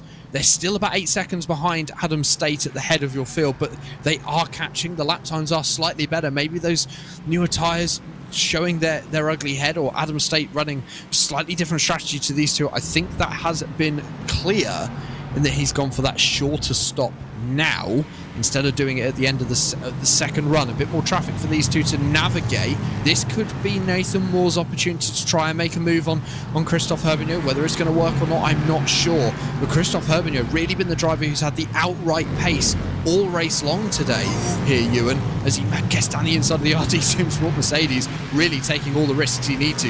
And they're at it again. Bonneman and Caruana back at it as they head up into turn 10. These two cannot leave each other alone. Oh, and there's contact this time at the Bico de Pato. Now, how's that going to be received? I can't imagine very well. We didn't see whether there was a flash of the lights there, maybe, from Leo Bonneman, but there may have been, and there was slight contact as Matt Caruana fought his way through all over again. So he's back to the top 5, and we've commended him for his run through the traffic, but is Caruana starting to hit his ceiling a little bit, in that he might be finding some drivers out there on the circuit who he may have been battling with anyway, and he's struggling to shake Bonneman now. Yeah, he is. He's pulling the moves. He's actually managed to defend into the Senna S. The first time we've had the cameras on these two, and they haven't been side by side into that corner. So maybe this is the opportunity for Caruana to try and start to pull a gap. Of course, while all of this is going on and they're fighting so hard, they're losing even more time to the cars ahead. They're not catching. It's still 8 seconds to Julien Plumet in fourth, as Bonneman going incredibly aggressive around the outside into turn number 4. But Caruana going to have the run in the middle of the corner. Both using quite a lot of exit curb on the exit. Through turn 5 they go up the hill to turn 6. A bit of traffic that could play into this, but I think Caruana's got the advantage when it comes to the traffic, unless Bonneman goes for an absolutely unrealistic move to the inside. I think Caruana did that instead on the Mercedes GT4 car there. So I think we're not going to see much for the rest of this lap. The traffic is going to play into the hands of these two for this one, but this could be Caruana's key to try and pull a bit of a gap, and I think it could be that move to the inside of the other RD Sim Sport Mercedes. I believe that could have been Rob Sutherland. That could be key for the gap he needs, as it looks as though Leo Bonneman just dumped another one of the GT4 cars completely off the circuit. He did. So as the first one went off a little bit in giving Matt Caruana space, that would have boxed Bonneman into position. However, he moved to the right there, straight into the side of another Mercedes, which forced them off the road. But how brilliant is that battle to watch, by the way? I sort of hope it continues in some ways, but I think Matt Caruana is going to get away now. As meanwhile, Christophe Herbigno was under pressure again there from Nathan Moore. I think he was at turn 1. They're certainly in the first sector at the moment, all were, and that was getting close again. The reason I bring it up again is because Adam State's lead is getting bigger here. Now, if he's made a shorter stop, which you'd expect him to have done so to get such a big lead at this stage, then he'll be on lighter fuel. So that will be helping him at this stage, and that will be allowing him to get away from the rest. However, it's worth noting that Adam State is just stretching that one out slightly, and maybe he does have something to say in this conversation for a race win. More pit stops happening now in the midfield in GT4 as they realise that the lap where they can make it home has maybe already crossed them. Well, Michael Pedersen, obviously one of the cars we saw in strife earlier on in the race, he came in to get a fast repair in his first stop. He's done 22 laps on this stint. Now, I'm almost sure the GT4 cars can go a bit further than that, so they should be able to get to the end from here, and I would say that is the case because Matt Loveridge in the 71 also joining him down on the pit lane. This is going to be their long stop that we have already seen Sasha Anglesey and Adam Isaacson take. So they're going to be on the short stop for the next time round. The pace, though, for 3rd and 4th in GT4 Pro, very similar to that of the two leaders who took the short stop. So it's going to be a close one. Back to the head of the field. This is the battle for second position. Christophe Herbigno and Nathan Moore maybe playing into the hands of Adam State as well here, in that they are battling hard, losing another half a second on that lap to your race leader and LMP3 Pro. So Moore and Herbigno need to start thinking about what is going to be their strategy here. Do they think Adam State is a threat from the way they're racing? I would say probably not. Nathan Moore looking to the outside, but Christophe Herbigno holding it around the inside, getting the better run off the corner, but Nathan Moore coming back again on the exit, using that slingshot to try and get around the outside of turn number 6. We have seen this move work so far today. I think Christophe Herbigno just having the slightly better car mid-corner there. Fantastic stuff again, and Moore can't find his way through. This is even helping Adam State too. Don't forget that Moore and State are teammates, and so if WSR can work together and take down Boots and VDS, then Moore will be more than happy to do that. Sorry. But it's true, in that battle for second position. Meanwhile, we go back to a fight to the lower end. Oh dear, and oh no, well, I thought there was one less car coming around that corner than we saw go in. And there's a few less body parts that have come out that corner than went in as well. I hope the driver realises they've got no rear wing, and they do.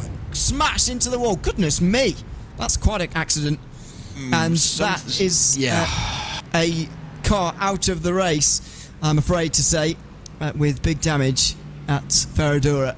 And that was one of your LMP3 AM leaders. That was Dan Piazza having the issue down at turn number 4 and deciding that that would be the end of his race. He is off and out of round number 4 of the World Sports Car Championship.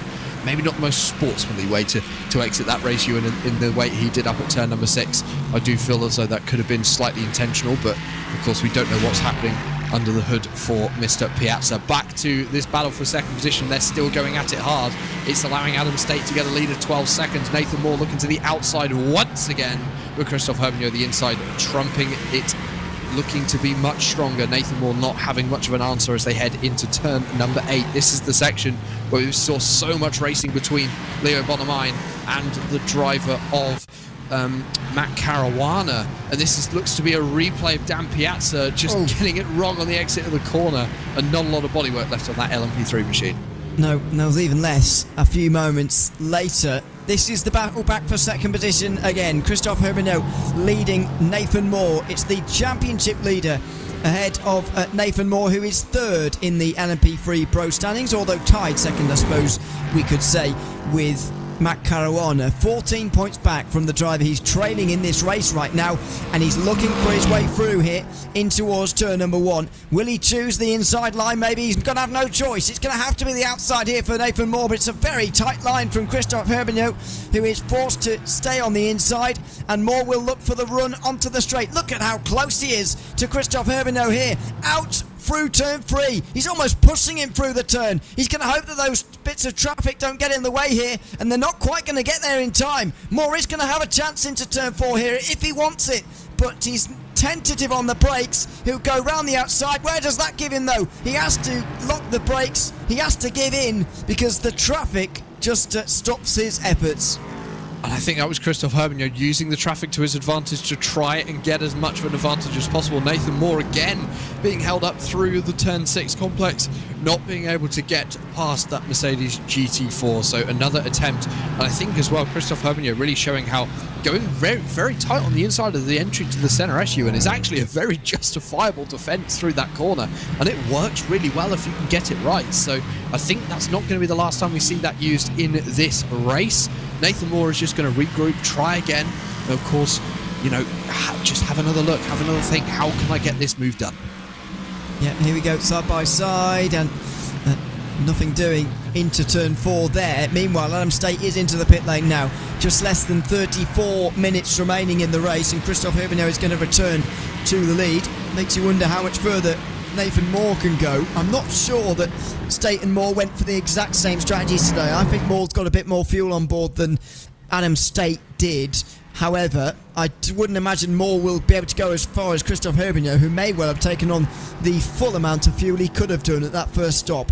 The pit stop times between Moore and Herbigno are almost similar according to my information. You know, there's about half a second in it, but I would say they're on a similar strategy. Adam State, of course, going for that much shorter stop very early on in this race, so he's going to come back out in 5th position, but his long stop is 25 seconds, so it's a similar amount of time that the other cars around him have taken at the first stop, Ewan. So let's see what happens in the next 15 minutes. I think it's still going to be 10-15 minutes before we see the other drivers who took that long stop come down onto the pit lane. They're still in about 12 laps into the stint, so there's a long way to go still in this race. 22 laps at the end of this race, we're estimating, to still remaining in this one. So yeah, I think Adam State maybe has pulled a bit of a blinder here. The battling that we're seeing for now the race lead between Christophe Herbigno and Nathan Moore playing into the 18's hands. But okay, sorry, I'm misreading my timing screens. Matt Caruana as well on the charge. He's gaining time on these two, about a second a lap. He gained more than a second on more last lap around, but we'll see if it transpires and stays on that way. Meanwhile, Herbigno having to defend from Moore again. He's not broken late enough this time, Nathan Moore, and it's almost as if he's trying to slow down Herbigno at this stage, and rather than run his own race here. Out through turn 3 they'll go though, and he's got a nicer line through there and a good run. Herbigno has to immediately go on the defensive, otherwise Moore will get on his inside, and he would have used the pit exit lane to do so. Couldn't quite do it as they're side by side into turn 4 on the bottom right of your screen. Here we go, round the outside through turn 4. It's a big wiggle from Herbigno, and we've got a new leader. The mistake from the championship leader allows Nathan Moore to get into the lead. The 92 just looks like it didn't get the power down off of turn number 4 like Christophe Herbigno wanted it to do. So Nathan Moore to your race lead. He's now going to try and capitalise on that as much as possible.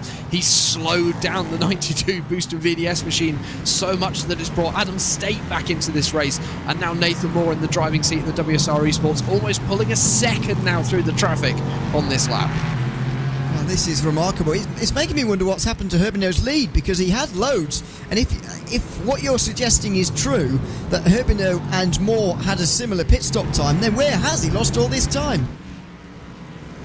That's a question I can't answer. I'm trying to go and have a look at his previous lap times, but nothing is really standing out to me as having a really slow lap. Maybe, yeah, I'm not sure. That's an enigma to me as to how Christophe Herbigno has lost all of that time. The pit lane time is a second and a half slower for Christophe Herbigno compared to Nathan Moore. I'm just not sure. I think he's just lost a bit of time in traffic. And it's not been on one lap. It's just been over multiple laps. Maybe getting into the groove a little bit too relaxed and not pushing as hard as he needs to keep that lead. And that's brought other drivers back into this. Well, let's see now what happens in GT4, because the impulse stops have begun. Well, they're almost finished actually. Timo Hayden is in now. Thomas Marks Burgess was already in for his long stop of the day. Hayden doing the same.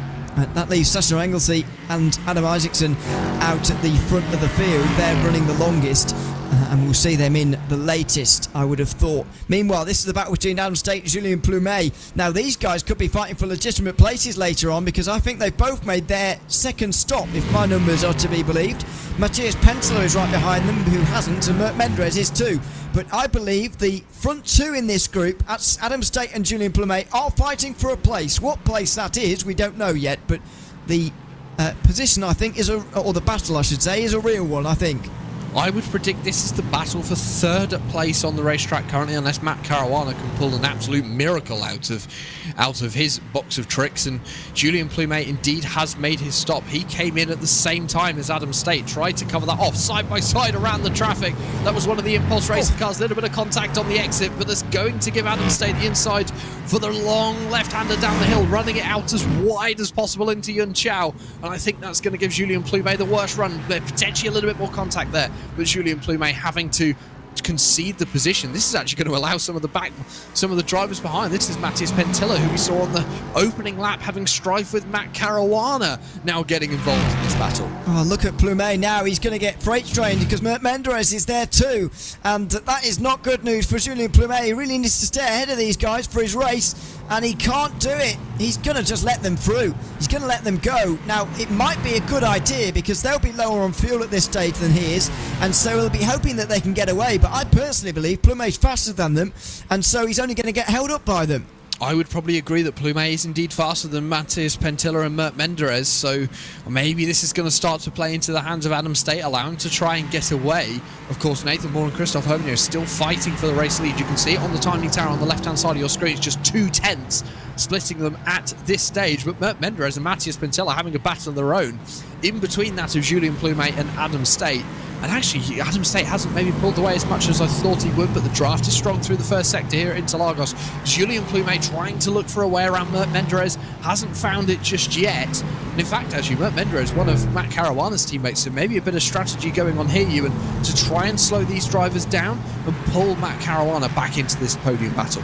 I suppose if he does manage to slow the two of them down, then that could work in terms of getting them back on terms, or getting Caruana ahead even, not just on terms. We'll see whether he can manage that. Still 27.5 minutes to go. It might well be another quarter of an hour before we see some of the final stops today, especially in this class. Adam Isaacson is second in GT4 Pro, just behind Sasha Anglesey into turn 1. These two are on the same strategy, so this is also a legitimate battle for position, but once again Adam Isaacson has sort of let the race lead go away from him, not really down to any fault of his own, but he is trailing on the exit of the first pit stops for the second round in a row.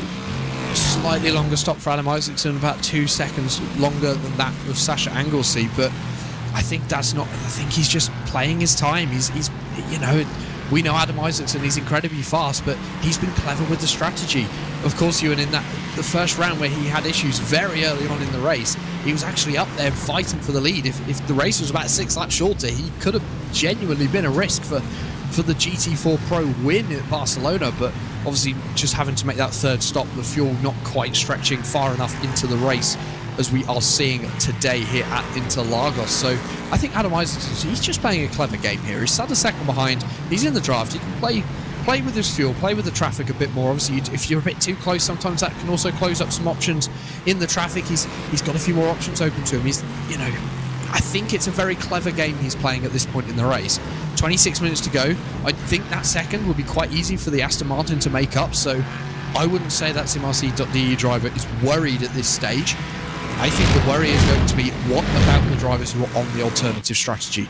What are they going to do? There's potential they're going to have the better tyres going towards the end. I can't quite remember. I haven't seen if these drivers are taking tyres in the long stops so far in GT4. So if the tyres are going to be stronger towards the end of this race, that could then be a downside for both Sasha Anglesey and Adam Isaacson. We'll see how the rest of the race turns out there. In LMP3 AM, we've still got Mads Kjeldsen leading now, just over 4 seconds ahead of Max Farquhar. Spoimeister has made his final stop of the day, so has Petter Herschel, although they're 18 seconds apart. Spoimeister now only just over 20 seconds behind Mads Kjeldsen. I mean, maybe if Kjeldsen's final stop is a very, very short one, he can make it out head in the lead. But at the moment, it's looking like Spoimeister is in the driving seat as far as this race is concerned. I think Spoimeister, you may be correct. He's around 25 seconds back from Mads Kjeldsen, so it's around what we're seeing for this final stop. I think it could be very close on pit exit between LMP3 AM and the leader once Mads Kjeldsen does come down onto the pit lane in the 23 machine, although this is not something that we have seen so far with around 18 laps remaining. Of course, Mads, he's only 18 laps into his stint, so there's still a long way, I think, to go here for that driver. We head back to this battle for P6 at the moment in LMP3 Pro. Adam State still leading the way, but Matthias Pentilla, Mert Menderes and Julien Plumet still very close to one another. In fact, Julien Plumet really dropping off the back of this field now. Looks like it. But that's the heavier car that I was speaking about earlier on. I thought he'd be able to overcome that in terms of his speed, but evidently not, and it was probably a good idea that Menderes and Pentilla got through. It would only cause him more stress with them being behind him. Meanwhile, Taylor Lane pits, and so all of these four gain another place. It's now the fight for 5th position, with Adam State leading the way by some distance. Just up ahead of them, Leo Bonneman has caught Matt Caruana again. They're not fighting just for the moment, though, you'll be glad to know. And Nathan Moore and Christophe Herbigno are still fighting at the front of the race as well. Just 0.3 of a second between those two. Lots of unanswered questions, though, as we head towards the final 20 minutes of the 4th round in the World Sports Car Championship. Plenty of interest in all 4 classes. So, just doing some mental maths, looking at my timing screens, and my mental maths is not always correct, which is surprising for someone who has an academic education in maths. I don't think Adam Isaacson is going to be a risk for the race lead anymore, Ewan. He's dropped too far back, I think, for the pit stop lengths that we're seeing for this final stop. I think the battle for P3 could be Adam State, Matt Caruana, Leo Bonneman. In fact, Caruana and Bonneman are close together on circuit again. If you head to the live timing, you'll be able to see that yourself. So I think there's some interesting questions that will be answered in the coming minutes to do with where the pit stops are going to bring people out. I think the race battle, or the lead battle in LMP3 for the overall honours, is going to be Nathan Moore and Christophe Herbigno. I'm not sure anyone else is close enough to really make an impact on that now. Well, we'll see here, but looking good for a good race at the end, I think, for LMP3 Pro, above anything, in our case. Anyway, make their way through the Senna S again. It was Mert Menderes who was really stuck in traffic through the midsection there, who we were just watching. It's allowed Matthias Penteler to catch a little bit to Adam State, who made his final pit stop of the day about 10-15 minutes ago now, just over 10 minutes ago. And look at him again, Menderes caught in traffic. Have to go 3 wide and through the middle on this battle towards Ferradura. He'll get through at least and work his way up the hill in 7th position, with Julien Plumet still closing in on him just behind, but not an ideal couple of moments for him there. In terms of the battle between the Impulse drivers, as you say, Timo Hayden is ahead of Thomas Mark Burgess by a good 10 seconds. Not really sure where that gap's opened up, but Thomas Mark Burgess doesn't look like he's quite been as quick as his teammates today, and so is going to be off the podium very possibly at the end, as Isaacson should still have enough for those positions. What about these two? Will they be sharing podium places? It's Nathan Moore and Christophe Herbinot still waiting for their final stops, going into the final 20 minutes now.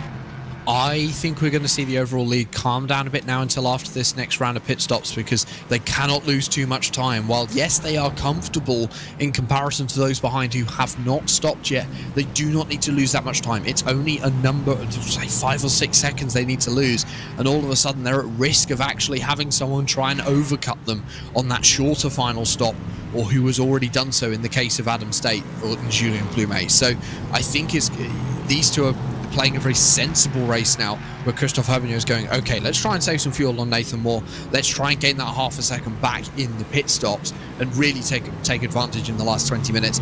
I think the last 5 minutes we're going to see this lead battle really hot up, but until then I think it's going to be quite a sensible run to the flag now.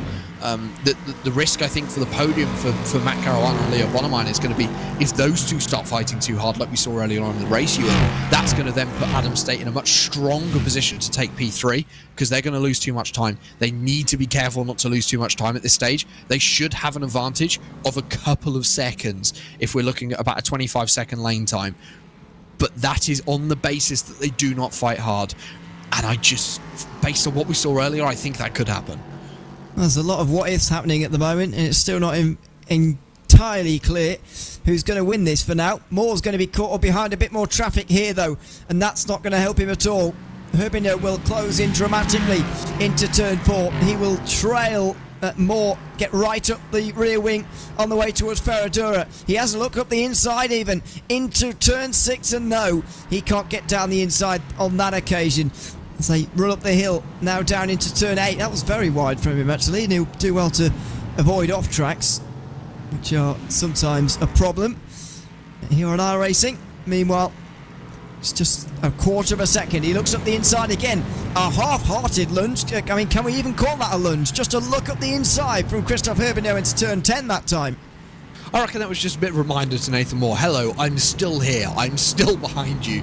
You know, I hope you haven't forgotten about me in the sort of the last 5-6 minutes while this battle has calmed down. So I think Christophe Herbinot may be starting to think about, right, let's start eyeing up Nathan Moore. If he does get out ahead of me in the next round of pit stops, where's he strong? Where's he weak? Where can I put that move in that's going to get it done for me? Because you don't want to be in a situation where you're battling hard and losing too much time. If you're going to get past, you need to get it done, and you need to get it done quickly in a way that's not going to lose. You're going to lose time, but not too much. So I think that's maybe what Christophe Herbinot is starting to do. Of course, we're now coming into the closing stages of this race, getting on for the last quarter of an hour. And as I say, it's all about that time loss. It's all about the alternative strategy and what people are doing. At the end of the day, we can't predict you. I can sit here and work out the numbers in my head. I can sit here and think about where people are going to come out on track, but we're just not sure. But there's the 25% increase in track temperature as well to think about. 34 degrees now on the circuit. Still only 10 a.m. Somewhat wish we could have run this race at midday, actually. Would have been very interesting to see what they would have done then. But it's only mid-30s down on the circuit for the moment, which is a little bit cool as far as Interlagos is concerned. So, meanwhile, Mike Farquhar is into the pit lane. That's from second in LMP3. I'm surely he's going to lose position to use Spoonmaster there, who's on course, very possibly, to take another race win. There he goes into second position on your screen. When are these two going to pit in? Nathan Moore and Christoph Herbender, we think, have got a very similar amount of fuel on board at the moment, and a very similar amount as a result to put in at the end of the day. It's not going to be done just yet, though. They'll want to lead on the way in, and Christoph Herbender may well look for that right now. Down the inside he'll go. It's very late on the brakes, but it's good enough, and Nathan Moore has to tuck into line there. Not particularly interested in losing much time. He'll maybe come back again at turn 4, though. He was so aggressive when he was the trailing driver, of course, and now he's returning to that role. Into the fourth corner we go, and he brakes earlier this time. He made the move, of course, by going round the outside of the Interlagos. He's decided not to do it that time. He'll go for the cutback and the outside at Ferradura instead. It's not impossible, despite the length of this corner. It is impossible, though, when you back off and brake a little bit earlier, as Nathan Moore did there. Another switchback, maybe? Not on this occasion, and Christoph Herbender will lead. Yeah, Christoph Herbender back to your race lead. So my prediction, as has been the case this season, of those two calming it down for the next sort of 10 minutes or so, utterly incorrect. And they're back to fighting for the race lead. And I suspect Nathan Moore will want to continue that through to the rest of the race. Back a little bit in your field, this is looking at the battle between the 55 and the 31. Mert Menderes and Julien Plumet. Plumet, who we saw so successfully up at the front of the field early on in the race, but falling back. And this is actually your LMP3 leaders making their way through some traffic. There's an LMP3 that could do with a new front clip. I'm sure the Ligier spares department will be happy with that. Side by side into turn 1. Nathan Moore going to look to the outside. The traffic has yielded to allow him to try and get the run around, but he's not going to do it. Christoph Herbender doing what he's done all race long, and that inside line so strong.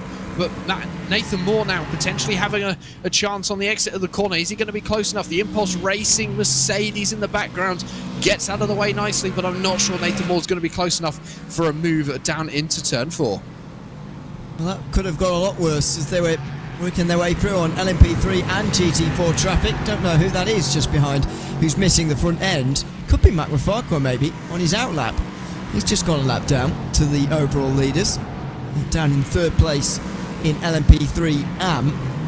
One of the final drivers to come in, by the way, in that class, Mads Kelton, is still leading the way there, and that's why that leading margin is bigger than it should be.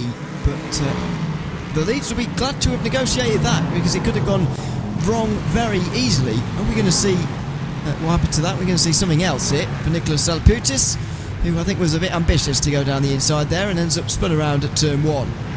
A little bit of self-punishment there for this 26 on what was an incredibly aggressive move down into turn 1. So the year 1 machine getting back underway, and Salaputis having a bit of a tricky race today. Hasn't been his greatest showing that we have seen so far. Julien Plumet has managed to get around Menderes, the 55 now dropping behind the 31. So Julien Plumet now needs to get past Matthias Pentilla, both of which are due pit stops.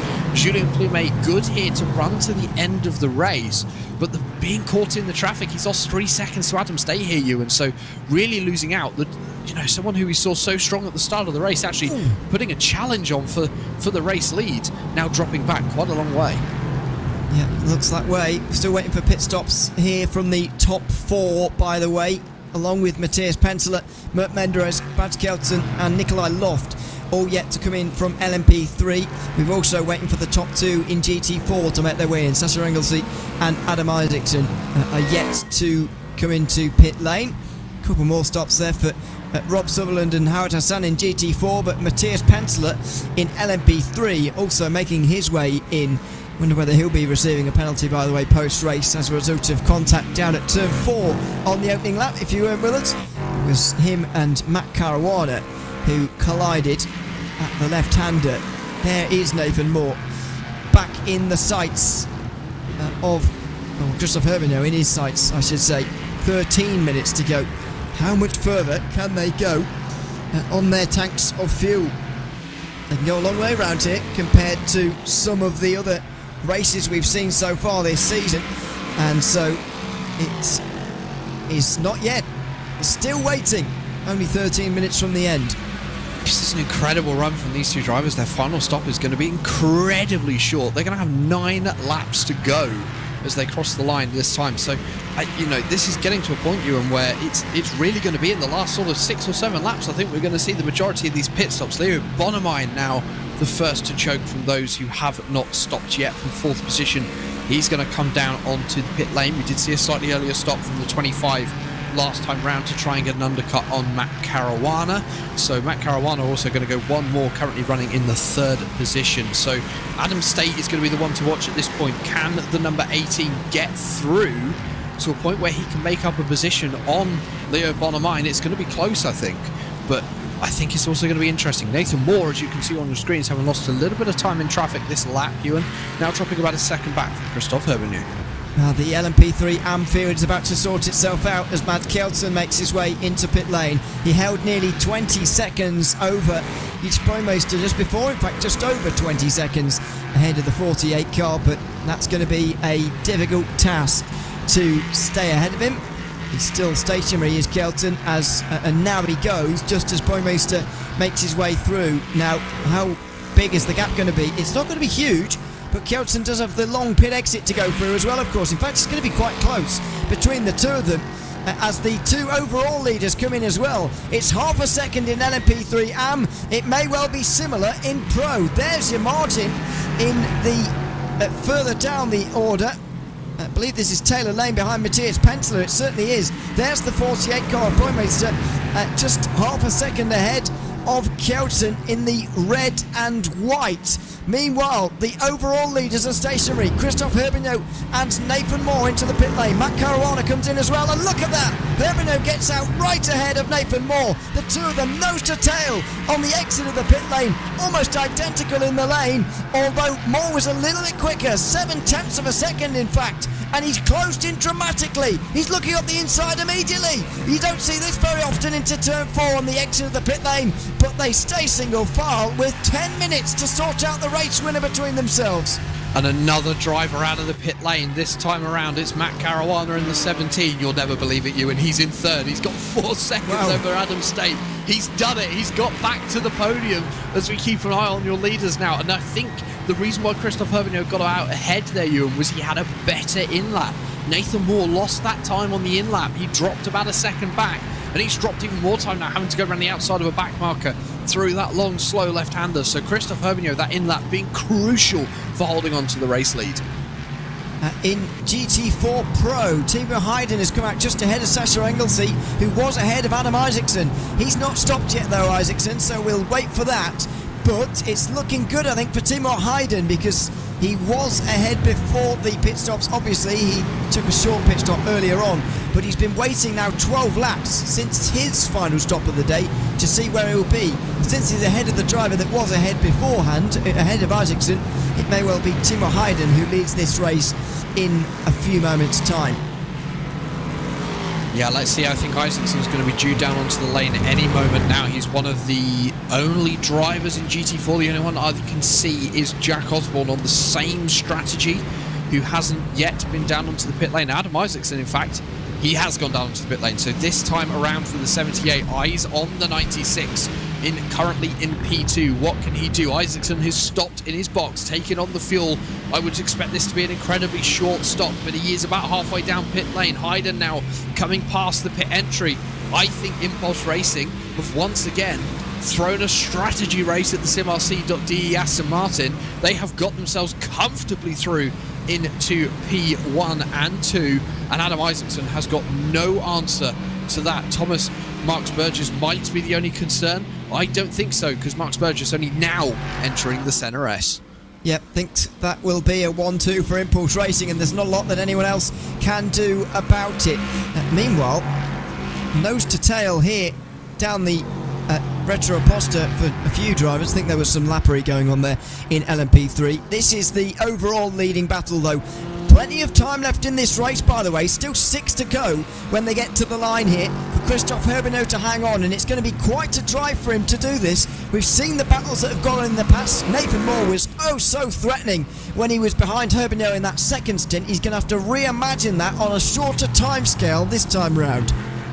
Yeah, I'm not sure how this is going to play out. 7.5 minutes to go. Obviously, time is running out. Herbigno has made a mistake through the centre S. This could give Nathan Moore the opportunity. Heading out of turn number 3 to the outside they go. That is a team car that they are going to have to go around. That's Ashley Finch. I'd expect him to get out of the way. He is. Nathan Moore to the outside. Nathan Moore to the race lead with 7.5 minutes remaining. Christophe Herbigno didn't seem to have a response after that mistake coming out of the centre S.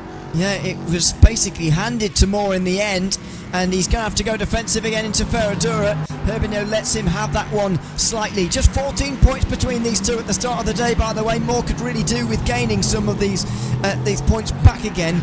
As far as this championship battle goes, it's 3 points the difference between first and second in this class, in this series, I should say, as teammates Leo Bonneman and Julien Plumet fight for 5th and 6th position. Unfortunately for those two, they've fallen off a little bit in the last half an hour. We were maybe hoping for a podium from one of those two. Instead, it's the 4 we were expecting now in the top 4. Yeah, I'm not sure what's happened to Julien Plumet, and especially after that excellent opening half an hour of the race. But as we've seen, Leo Bonneman, he's been a fighter all race long. I expect these two to fight to the very end in the remaining 6.5 minutes, as I do for the race lead. Heading up to the centre S one more time. 6 minutes and 20 seconds to go. Christophe Herbigno this time trying the outside, a line he hasn't really tried. They're going to be side by side, but Nathan Moore once again showing that the inside is strong. He could have a compromised run through turn 3, but I don't think Christophe Herbigno had the run he needed to really make the most of that. I think Nathan Moore is going to be safe for one more lap. He may well be, and especially into turn 4, he is okay with 6 minutes to go, but there's now tension between those two. There's Jack Osborne, he's the new leader in GT4 but that's not unexpected. Josh Boot has just come in to make his final stop of the day. Is Boot going to retain second ahead of Paul King? Maybe not, actually. King does get to second, so Boot losing out on a couple of places in the end, but he should still be championship leader in the end, because despite all of that, Leaky McGee is actually a lap behind him at the moment. His nearest championship rival not having a very good day, and is actually the last running GT4 AM car.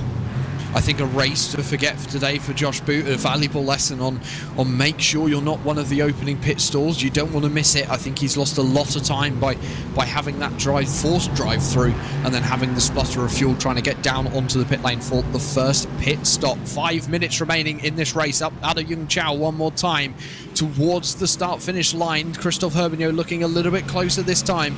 Nathan Moore having to go defensive around some of the lap traffic. That's going to put to the outside. Nathan Moore going hard to the inside, a line that we've seen work so well so far today, but Christophe Herbigno going to make the most of it down to the inside. Not quite close enough. Nathan Moore holds on one more time. He does. 4 laps to go, which is bad news for Moore, because if this race was just slightly slower, then they would only have 3 to go. But such is the pace that these two have shown, Moore has got an extra time around to hold on from Christophe Herbigno. Are we going to see a last lap grandstand finish between these two? Well, we're already seeing a classic here at Interlagos. We're just 5 minutes away from the halfway mark in the World Sports Car Championship for Season 2. This is round 4 at Interlagos. Already 6 hours of racing complete at the end of those 4 minutes 10 seconds and change remaining in this race, and we still don't know who's going to win the race. Christophe Herbigno to the inside through turn 8, looking for the outside at 9. Moore's going to have to defend here into the Pico de Pato, because Herbigno was always looking for that route down the inside. And I think that door was never going to open for Christophe Herbigno. He did try earlier on in the lap to put a really brave move through turn 6 on some traffic to make sure he didn't lose the time, because he does not have it to lose. Through Yung Chao one more time. Going to be 3 to go as they head up towards the start-finish line. And I think Nathan Moore got a slightly better drive, but Christophe Herbigno with the draft, 2/10 is the gap. He's going to have to really push. I think he's closer this time. This could be a bit more of a challenge than we've seen in the previous 2 laps. Nathan Moore keeping it really tight to the inside. Christophe Herbigno going to try the move that Nathan Moore did on him, go right to the outside.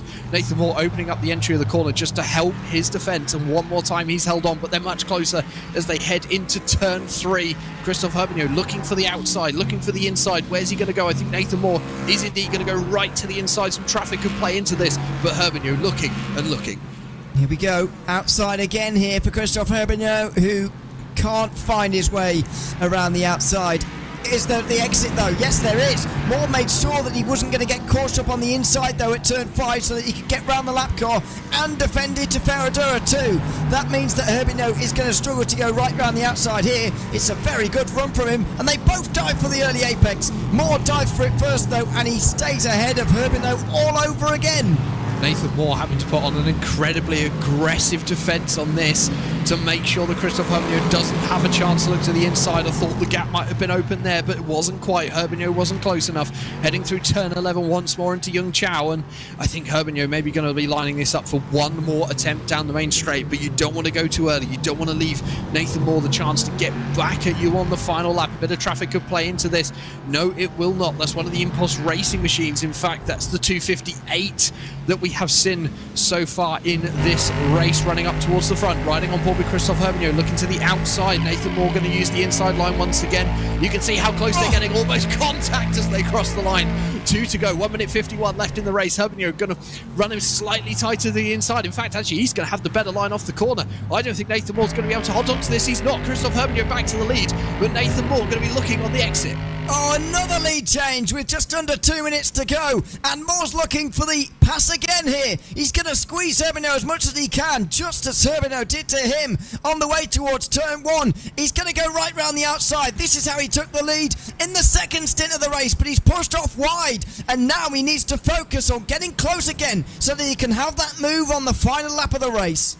Nathan Moore, he needs to think about this carefully. He's looking up the inside. You can see it as they head through the double right-hander into turn number 7, but he's not going to be close enough. The traffic could play into the hands here, but Christophe Herbino, we've seen in the previous sort of few laps, he's been incredibly aggressive in traffic to make sure that the gap to Nathan Moore does not extend. Nathan Moore 4 tenths back now. That's actually the biggest gap we've seen in quite a number of laps for this race lead. Heading past the pink Mercedes of Evan Tafas one more time. They're going to head into Young Chow for the penultimate time in this race, Ewan, heading up to the front straight. Nathan Moore is not close enough. I think Christophe Herbino could be in a good position here.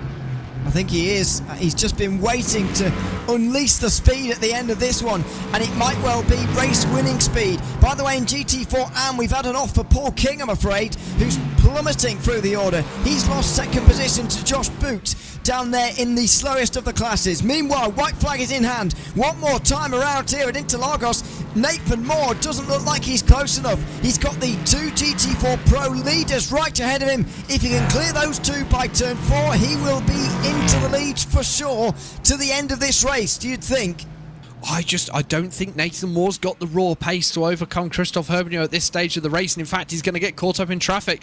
This is going to help Christophe Herbino even more. You're seeing Timo Heide and Sasha Anglesey, the 2 Impulse Racing teammates, on your screen. Nathan Moore gets past them, and that gap now is over a second. This is Christophe Herbino's to lose. He's had the raw pace all day long, Ewan. He just had to make that move. Nathan Moore at this stage doesn't have an answer for the 92. Does Adam Locke have the key for 4th position here ahead of Adam Hedgecock here? Well, not into turn 4. He's shoved onto the outside through the Desida de Largo. We'll have a look into Ferradura maybe as well here. As he looks inside, outside, it will be outside, but there's no way through on that occasion either. But it's Christophe Herbino at the front of the field who looks like he's going to take the win here. Hedgecock goes very wide actually at turn 8 and loses the place, but it's Christophe Herbino at the front of the field, championship leader, extending his lead all over again. A great race-long battle with Nathan Moore, and he prevails. It's the Boots and VDX driver to take the win at Interlagos, 1.5 seconds ahead of Nathan Moore. Meanwhile, there's a close battle in GT4 Pro as well. Timo Heiden is only a quarter of a second ahead of Sasha Anglesey. They cross the line 1 and 2. It's a great day again for Impulse Racing in GT4 Pro. Meanwhile, here's Hughes Brewminster, another week where he has won with a wonderful pit strategy. Yeah, I just wasn't sure whether Hughes Brewmeister had pulled it off 15 minutes into the race, Ewan, but showing once again that he's obviously done the numbers, he's got the calculator out and really shown it off. Impulse Racing as well with another excellent strategy, beating home Adam Isaacson. That GT4 Pro battle is going to be incredibly exciting in the second half of this season. But the number 48 machine, Hughes Brewmeister, with a gap of around 3.5 seconds over Mads Kjellson, who looks so strong all race long, going to come home for that LMP3 AM win. Yeah, there he is. Another win for Joost Boymeister as further behind, Jack Osborne wins on debut in the World Sports Car Championship Season 2. He makes his first appearance of the season in Interlagos and makes his first victory as well. So well done to him. Joost Boymeister, by the way, at 20 points off the lead of Matt Mafakwa in the championship. That's going to come down with Mafakwa finishing down the field, I'm afraid, today. That late issue for him, dropping him down to 8th in the LMP3 AM field. We'll get to that, of course, next week when we visit Daytona, or in 2 weeks' time, I should say. But for this week, it's Christoph Herbino's day. 1.4 seconds ahead of Nathan Moore, with Matt Caruana recovering to a podium despite being taken out at the first lap. Adam State finishes 4th ahead of Leo Bonneman and Julien Plumet to round out 3 Boots and VDS drivers in the top 6. Mert Menderes finishes in 7th position ahead of Matthias Pencer and Taylor Lane. And then the only AM driver in the top 10 is Joost Boymeister, who wins their race. He's also the last driver within a minute. Mats Kelsen, Callum Brandt, Nikolai Lofton, Ben Gregory all finished on the lead lap at least. Peter Herschel was 15th overall, 3rd in class, but the first driver 1 lap down. Adam Locke, Adam Hedgecock, Toby Ward, Andy Sharp all join them. And then Timo Hayden, the first of the GT4 drivers, he wins by just a quarter of a second ahead of his teammate Sasha Anglesey.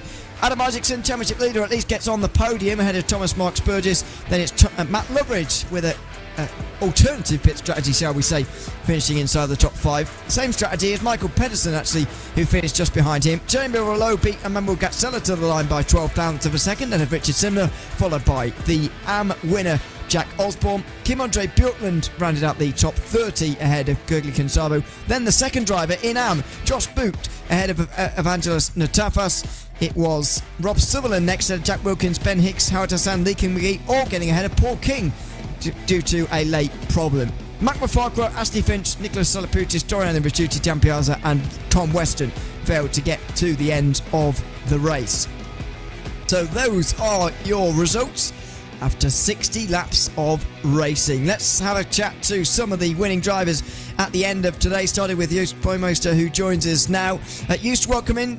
Good to have you with us for a second time and another victory for you here today. Just tell us about your thoughts on strategy going into today's race, because it was one that we thought you were actually making an unscheduled pit stop at the start of the day. It was so early, we thought you must have had a problem in those opening laps. Just what gave you the idea for such a strategy? Well, actually, immediately in practice, I noticed that the fuel consumption was pretty low-ish. So I knew one of the 2 pit stops could be really short. So as soon as I noticed that we were about to hit traffic for the first time, I was about like, well, let's avoid that. Let's get that first short pit stop out of the way. I only needed to like save a very short bit, like 3 liters in total, and I could just make it to the finish that way. And just how difficult was that to achieve around a circuit like this, which has a couple of big stops, but is not renowned for being easy to fuel save? At first it wasn't that easy, but as soon as 2 pro drivers came out of the pit lane and started fighting each other, it wasn't my fight to go for. So I was like, okay, well, this should be the best opportunity to save some fuel, so I did it right there. They were fighting for like 6 laps, and I couldn't make a shorten my stint, because otherwise I would have needed to save even more fuel. So I was stuck behind them for about 6 or 7 laps, and I saved a pretty decent amount of fuel there. It sounds like it worked out well. I think we were watching that battle actually. Saw you hovering in the background. Thought you were just avoiding any trouble, to be honest, but there you go. It served a separate purpose as well. Congratulations on another win at Joost. Congratulations on that, and we look forward to seeing you in 2 weeks at Daytona. Cheers, man. See you then. Thanks very much, Joost Boymeister, the winner of LMP3 AM this afternoon at Interlagos. Let's go down to GT4, where Timo Hayden has taken the victory for Impulse Racing today. Welcome in again, Timo. Good to have you alongside us again. Impulse deciding to split strategies a little bit on this occasion and certainly work a way around Adam Isaacson, who led the first stint of the race. What was it about your strategy that you think prevailed over, for example, Sasha Anglesey's strategy, which had a longer stop first and then a shorter one at the end. What was it about yours that took you to victory? Yeah, we chose about both strategies we worked out before. Sasha decided during the race that he is going on the default strategy, so full pit stop at the beginning and then a splash and dash in the end. But yeah, the other strategy was to refuel just a little bit at the begin because the track temp is going higher and higher. So my thoughts was, okay, better having fresh tires on the right side at the end of the race or for the last 30 minutes is maybe better and faster, and pushing in the middle stint to gain a little bit of gap, which should be enough at the end. I expected that the gap is a little bit bigger, to be honest, like 1.5 seconds to Sasha. He made a good job, congrats on that. And then we decided, to finish like this. It's good for the team championship, for us, because of our position in the championship. And it was a great race, was as expected. We can go onwards from that point. How are you feeling about the first half of the season as a team and individually then? We're 4 rounds down now, still 4 to go, and that's going to feel like a long time as well. 6 hours of racing still remaining, but how do you sort of assess that first half of the season for yourself personally and also for the team? For the team, I think it's really good. We are in a really good spot currently. Sadly that Niklas, for some reason, is not driving a SimRC. He was just there for one race, I guess. Because then in the team championship it maybe looks different. For me personally, I'm quite happy. I hoped for beginning of a season like this, but I also had in the past more difficult seasons, which in the races which were not that good.